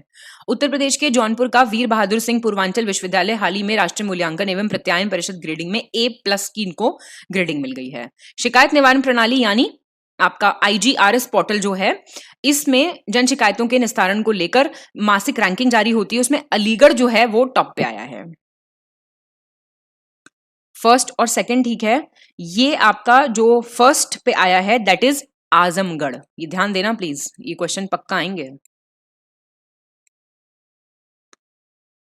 उत्तर प्रदेश के चीफ मिनिस्टर योगी आदित्यनाथ ने इनॉग्रेट किया है संविद गुरुकुलम गर्ल्स सैनिक स्कूल। कहां पे? वृंदावन मथुरा में। हाल ही में जारी ease of doing business ranking में यूपी 2017 में 14वें स्थान से बढ़कर अब 2018 में दूसरे स्थान पर पहुंच गया था। अभी भी क्वेश्चन करके आए हम ऊपर। प्रधानमंत्री नरेंद्र मोदी ने हाल ही में उत्तर प्रदेश के शाहजहांपुर में गंगा एक्सप्रेसवे परियोजना की आधारशिला रखी है। उत्तर प्रदेश के मुख्यमंत्री योगी आदित्यनाथ की अध्यक्षता में हाल ही में हुई कैबिनेट बैठक में उत्तर प्रदेश सौर ऊर्जा नीति, जो यूपी का सोलर एनर्जी पॉलिसी है, उसको मंजूरी दी गई है। 2, 3, 4 ठीक है। पहला क्वेश्चन आपका इसलिए गलत हो गया, ये डिफेंस मिनिस्टर राजनाथ सिंह ने अप्रूव इनॉग्रेट किया है, ये ना कि योगी जी ने। आपको विचार करना है, दुबई में रिसेंटली वर्ल्ड गवर्नमेंट समिट 2024 में दुनिया की पहली एयर टैक्सी सेवा शुरू की गई। केंद्रीय गृह मंत्री अमित शाह ने हाल ही में गुजरात के अहमदाबाद में के गांधीनगर लोकसभा प्रीमियर लीग का उद्घाटन किया। और मेघालय राज्य सरकार ने हाल ही में काजी नेमू, ये सिट्रस लेमन होता है, इसको अपना स्टेट फ्रूट आधिकारिक राज्य फल घोषित किया है। प्रधानमंत्री नरेंद्र मोदी ने हाल ही में अबू धाबी के पहले हिंदू पत्थर मंदिर का उद्घाटन किया है। एक हिंदू स्टोन टेम्पल बनने वाला है। 1, 2 और 4 ठीक है। थर्ड गलत हो गया आपका, ये असम ने किया है, मेघालय ने नहीं। असम का स्टेट फ्रूट होगा अब ये citrus lemon, Kaji Nemu. Saudi Arabia की पहली luxury train dream of the desert नाम है ट्रेन का, हाल ही में मध्य पूर्व में पहली बार लॉन्च करने की योजना बना रहे हैं। सुप्रीम कोर्ट ने हाल ही में राजनीतिक दलों को फंडिंग की गुमनामी की आलोचना करते हुए सर्वसम्मति से चुनावी बॉन्ड योजना को असंवैधानिक घोषित कर दिया है। जो इलेक्टोरल बॉन्ड वगैरह चल रहे थे ना, इसको अनकॉन्स्टिट्यूशनल बना दिया गया है। एपिक फाउंडेशन ने हाल ही में मिल्की वे टैबलेट का अनावरण किया है। और केंद्रीय खेल मंत्री अनुराग ठाकुर ने हाल ही में मेजर ध्यानचंद स्टेडियम में शतरंज ओलंपियाड की मशाल, इसके 45th जो एडिशन है, आधिकारिक मेजबानी हंगरी को सौंपी है। देश हंगरी, बताइए। ये ठीक है सारे। मेती सचिव श्री एस कृष्णन ने हाल ही में निम्नलिखित में से किस भारतीय प्रौद्योगिकी संस्थान के सेंटर फॉर नैनो टेक्नोलॉजी में क्रांतिकारी स्वास्थ्य परियोजना और उन्नत ISO 5/6 स्वच्छ कक्ष क्लीन रूम का उद्घाटन किया? ये किया आपका Indian institute of technology Guwahati. सही चुनना है आपको।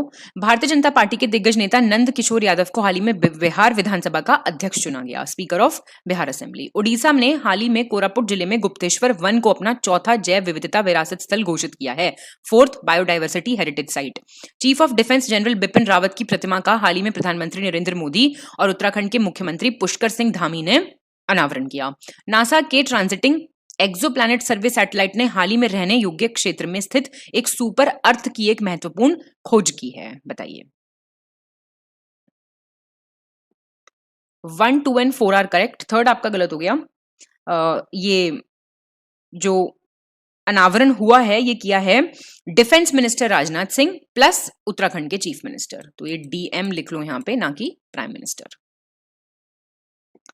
करेक्ट बताना है। एथलेटिक्स इंटीग्रिटी यूनिट और नेशनल एंटी डोपिंग एजेंसी ने रचना कुमारी पे बैन लगाया है 8 साल का। भारत, तुर्की और कतर को हाल ही में दुबई में होने वाले 2024 विश्व सरकार शिखर सम्मेलन में सम्मानित अतिथि के रूप में नामित किया गया है, गेस्ट ऑफ ऑनर में।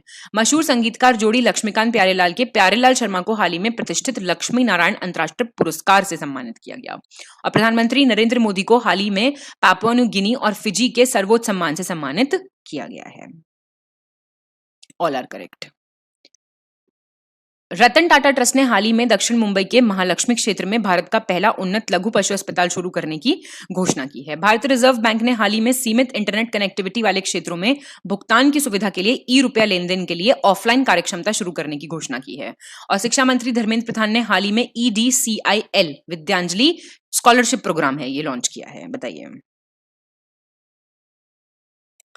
ये भी ठीक है। नेशनल क्रिकेट एसोसिएशन का नाम अब जो होगा वो निरंजन शाह स्टेडियम हो जाएगा। फोटोग्राफर नीमा सरीखानी को हाल ही में बर्फ पर सोते हुए एक ध्रुवीय भालू की तस्वीर के लिए wild life photographer of the year people's choice award मिला। आप देखिए, बहुत सुंदर फोटो है ये, इंटरनेट पर देखिएगा आप। टाटा समूह हाल ही में संयुक्त बाजार पूंजीकरण में 50 लाख करोड़ का आंकड़ा पार करने वाला पहला भारतीय समूह बन गया है। और केंद्रीय विज्ञान और प्रौद्योगिकी राज्य मंत्री डॉक्टर जितेंद्र सिंह ने हाल ही में NSD 2024 indigenous technology for developed India इसका ये थीम का अनावरण किया। 1, 2 एंड 4 करेक्ट। थर्ड आपका टाटा ग्रुप पहला इंडियन ग्रुप बन गया है 30 लाख करोड़, 30 लाख, 30 लाख नॉट 50। इंद्रमणि पांडे ने चार्ज लिया है, जनरल सेक्रेटरी बने हैं बिम्स्टेक के। फोन पे ने अपॉइंट किया है रितेश पाई, CEO बने हैं इंटरनेशनल पेमेंट्स डिवीजन के। एक महिला हैं केरला से जिन्होंने गिनीज वर्ल्ड रिकॉर्ड बनाया है 100 से ज्यादा भाषाओं में गा के। और 2024 में पहला उष्णकटिबंधीय चक्रवात आपका अल्वारो ने हाल ही में 1 जनवरी को मोरम्बो मेडागास्कर पर हमला किया था। मेडागास्कर अपने मैप में जाके मार्क कर लिया करो, साथ साथ एटलस प्रिपेयर करते रहा करो, सही स्कीम बन जाएगी इससे। सही है सारे। हाल ही में 34 वर्षीय गैब्रियल अटल को फ्रांस का नया प्रधानमंत्री नियुक्त किया गया और अटल इतिहास में इस प्रतिष्ठित पद को संभालने वाले पहले सबसे कम आयु के समलैंगिक अधिकारी बन गए हैं, द फर्स्ट गे ऑफिसर। कौन? गैब्रियल अटल। एक्चुअली ये ATTL होगा, ठीक है, याद रखना ये चीज। ये फरवरी 2024 से इन्होंने आपका चार्ज लिया है, ठीक है। चलिए, इंडिया ने अज्यूम किया है chairmanship UNESCO world heritage committee का पहली बार। प्राइम मिनिस्टर ने अभी huge vibrant Gujarat global trade show inaugurate किया था गांधीनगर में। तो ये सही है बिल्कुल। निम्नलिखित कथनों पर विचार कीजिए। उड़ीसा के मयूरभंज जिले की रेड आंटी चटनी, सही है, बहुत बढ़िया। रेड आंट चटनी, काई चटनी होती है ये, इसको भौगोलिक संकेतक दिया गया है। और जेंसॉल इंजीनियरिंग ने हाल ही में गुजरात EV प्लांट के लिए 2000 करोड़ रुपए आवंटित किए हैं। दिव्यकीर्ति सिंह बीकानेर से हैं, राजस्थान के पहले इंडियन वुमेन बन गई हैं। अर्जुन अवार्ड मिला है हॉर्स राइडिंग में। उपराष्ट्रपति द्रौपदी मुर्मू ने, बताइए जरा, तब कोई बात हुई है इनॉग्रेट किया है our constitution our respect campaign. ये एक्चुअली क्या है, देखो पहली चीज तो ये सुन लो। ये पहला ठीक है, रेड आंट चटनी, काई चटनी बोलते हैं इसको, मयूरभंज की है ये, तो इसको GI टैग मिला है। जेंसॉल इंजीनियरिंग 2000, ठीक है बिल्कुल। दिव्य कीर्ति सिंह नागौर से, नागौर, ठीक है, ये भी ठीक है। अब ये आपका इसमें मिस्टेक है, ठीक है, वाइस प्रेसिडेंट थोड़े ना है ये, पर ये ठीक है बिल्कुल।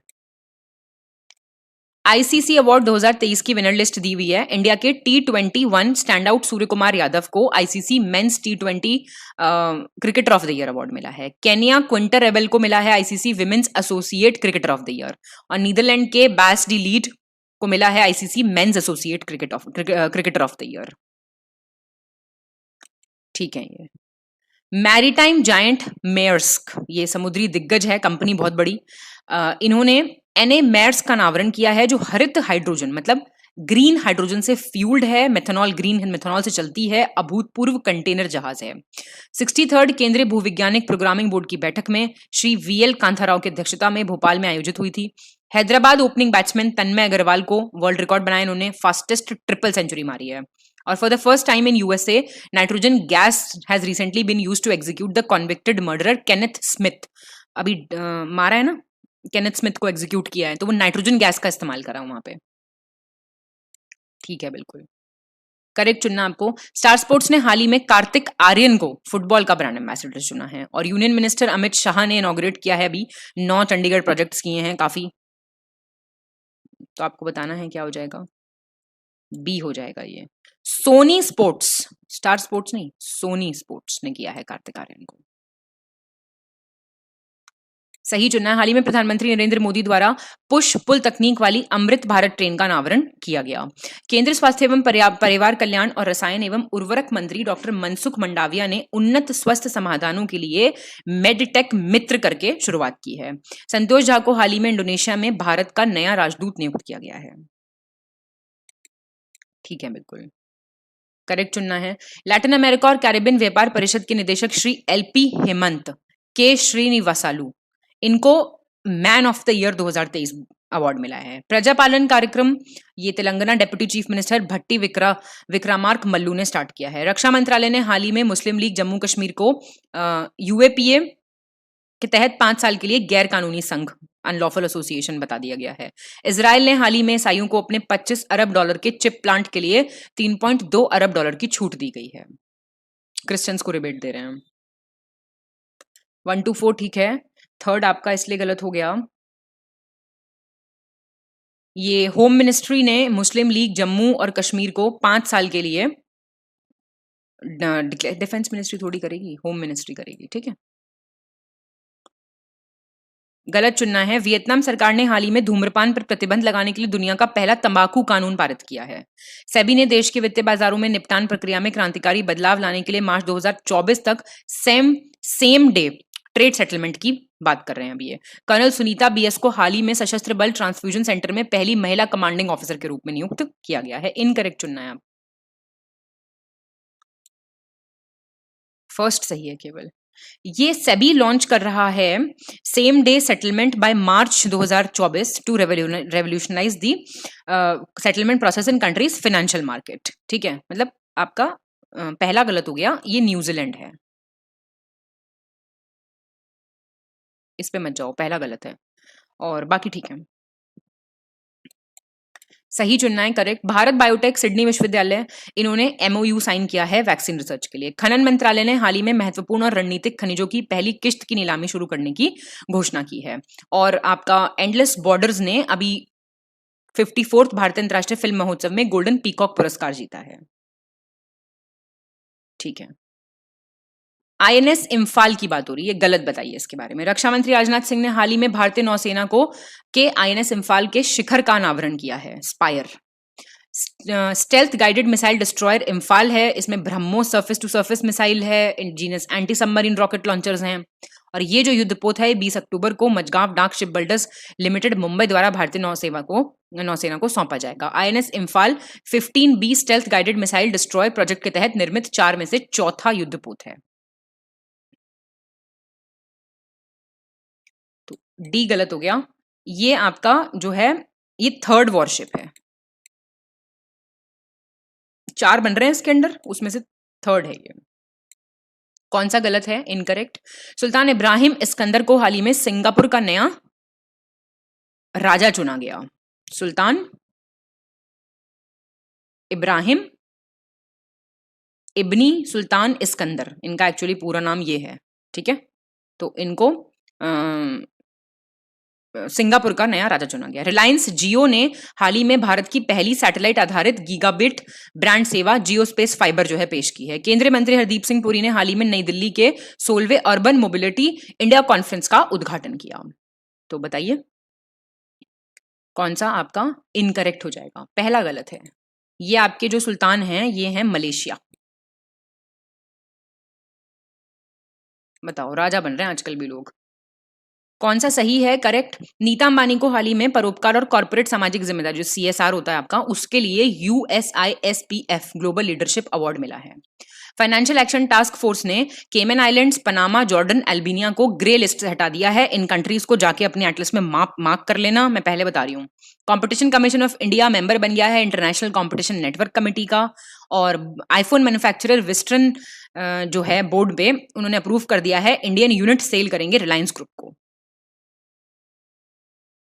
बी, तो जो बोर्ड है आईफोन मैन्युफैक्चरर विस्ट्रॉन वो टाटा ग्रुप को सेल करेगा। बहुत इंपॉर्टेंट है, देखिए ध्यान दीजिएगा, टाटा को। कौन सा गलत है? हाल ही में टाइम मैगजीन ने 2023 के लिए क्रिस्टियानो रोनाल्डो को एथलीट ऑफ द ईयर नामित किया है। स्वान एनर्जी ने हाल ही में रिलायंस नेवल एंड इंजीनियरिंग का अधिग्रहण करने के लिए 231 करोड़ का भुगतान किया है। 25T बुलार्ड पुल टग महाबली का हाल ही में गुजरात में भारतीय नौसेना द्वारा अनावरण किया गया। पहला गलत हो गया। टाइम मैगजीन ने Lionel Messi, not Cristiano Ronaldo, Lionel Messi को एथलीट ऑफ द ईयर दिया है। कौन सा सही है?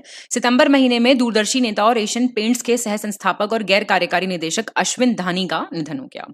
बनमाली अग्रवाल को हाल ही में टाटा एडवांस्ड सिस्टम लिमिटेड का अध्यक्ष चुना गया। और ताइवान ने हाल ही में अपनी पहली घरेलू निर्मित पनडुब्बी हाइकून जो है बनाई है। लेनोवो ने हाल ही में भारत में क्रोमबुक्स के निर्माण के लिए गूगल के साथ पार्टनरशिप की है।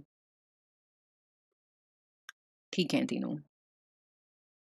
रुकजियांग जैंग, इनको अवार्ड मिला है 2023 शस्त्र रामानुजन पुरस्कार। मेरिको के सौगत गुप्ता को हाल ही में भारतीय विज्ञापन मानक परिषद के अध्यक्ष के रूप में चुना गया है। बताइए।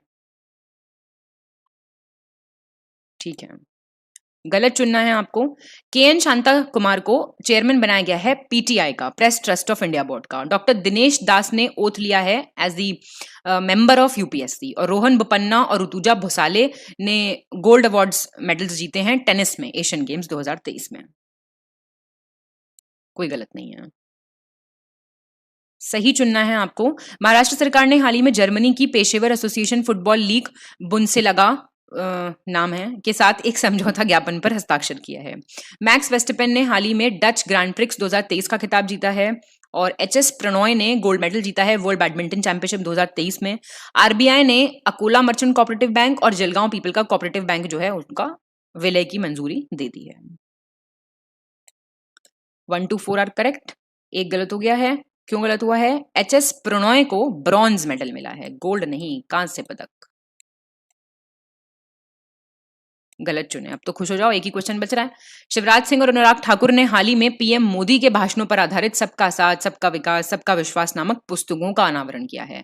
और विश्व नियामक संस्था FIFA ने हाल ही में श्रीलंका फुटबॉल फेडरेशन पर से प्रतिबंध हटा दिया है, बैन लिफ्ट कर दिया है, बैन लगा रखा था।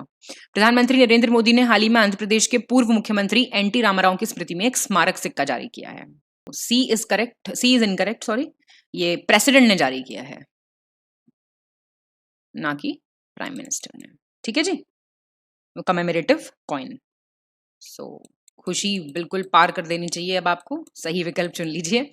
उमेश रेवनकर को अपॉइंट किया गया है नया chairman finance industry development council का। भारत न्यूजीलैंड ने हाल ही में नागरिक उड्डयन में सहयोग बढ़ाने के लिए एक समझौते ज्ञापन पर हस्ताक्षर किए हैं। मेघालय के आकर्षक चौकवा चावल, मैजिक राइस हैं ये, चौकवा राइस, इनको GI टैग मिल गया है। NV रमन को हाल ही में सिंगापुर अंतर्राष्ट्रीय मध्यस्थता केंद्र के अंतर्राष्ट्रीय मध्यस्थ पैनल के सदस्य के रूप में चुना गया है। ठीक है जी, बताइए।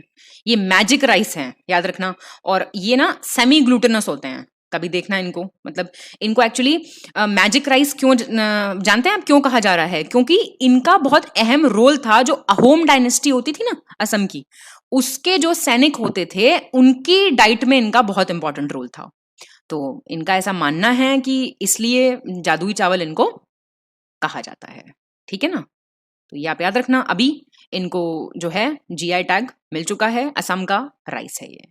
आंसर भी मेरे हिसाब से आपको पता चल ही गया होगा, ये असम का है, अहोम डायनेस्टी। याद रखना जितनी मैंने आपको बातें बताई, बाकी ठीक है। तो इसी के साथ हमारा टेस्ट हो जाता है खत्म।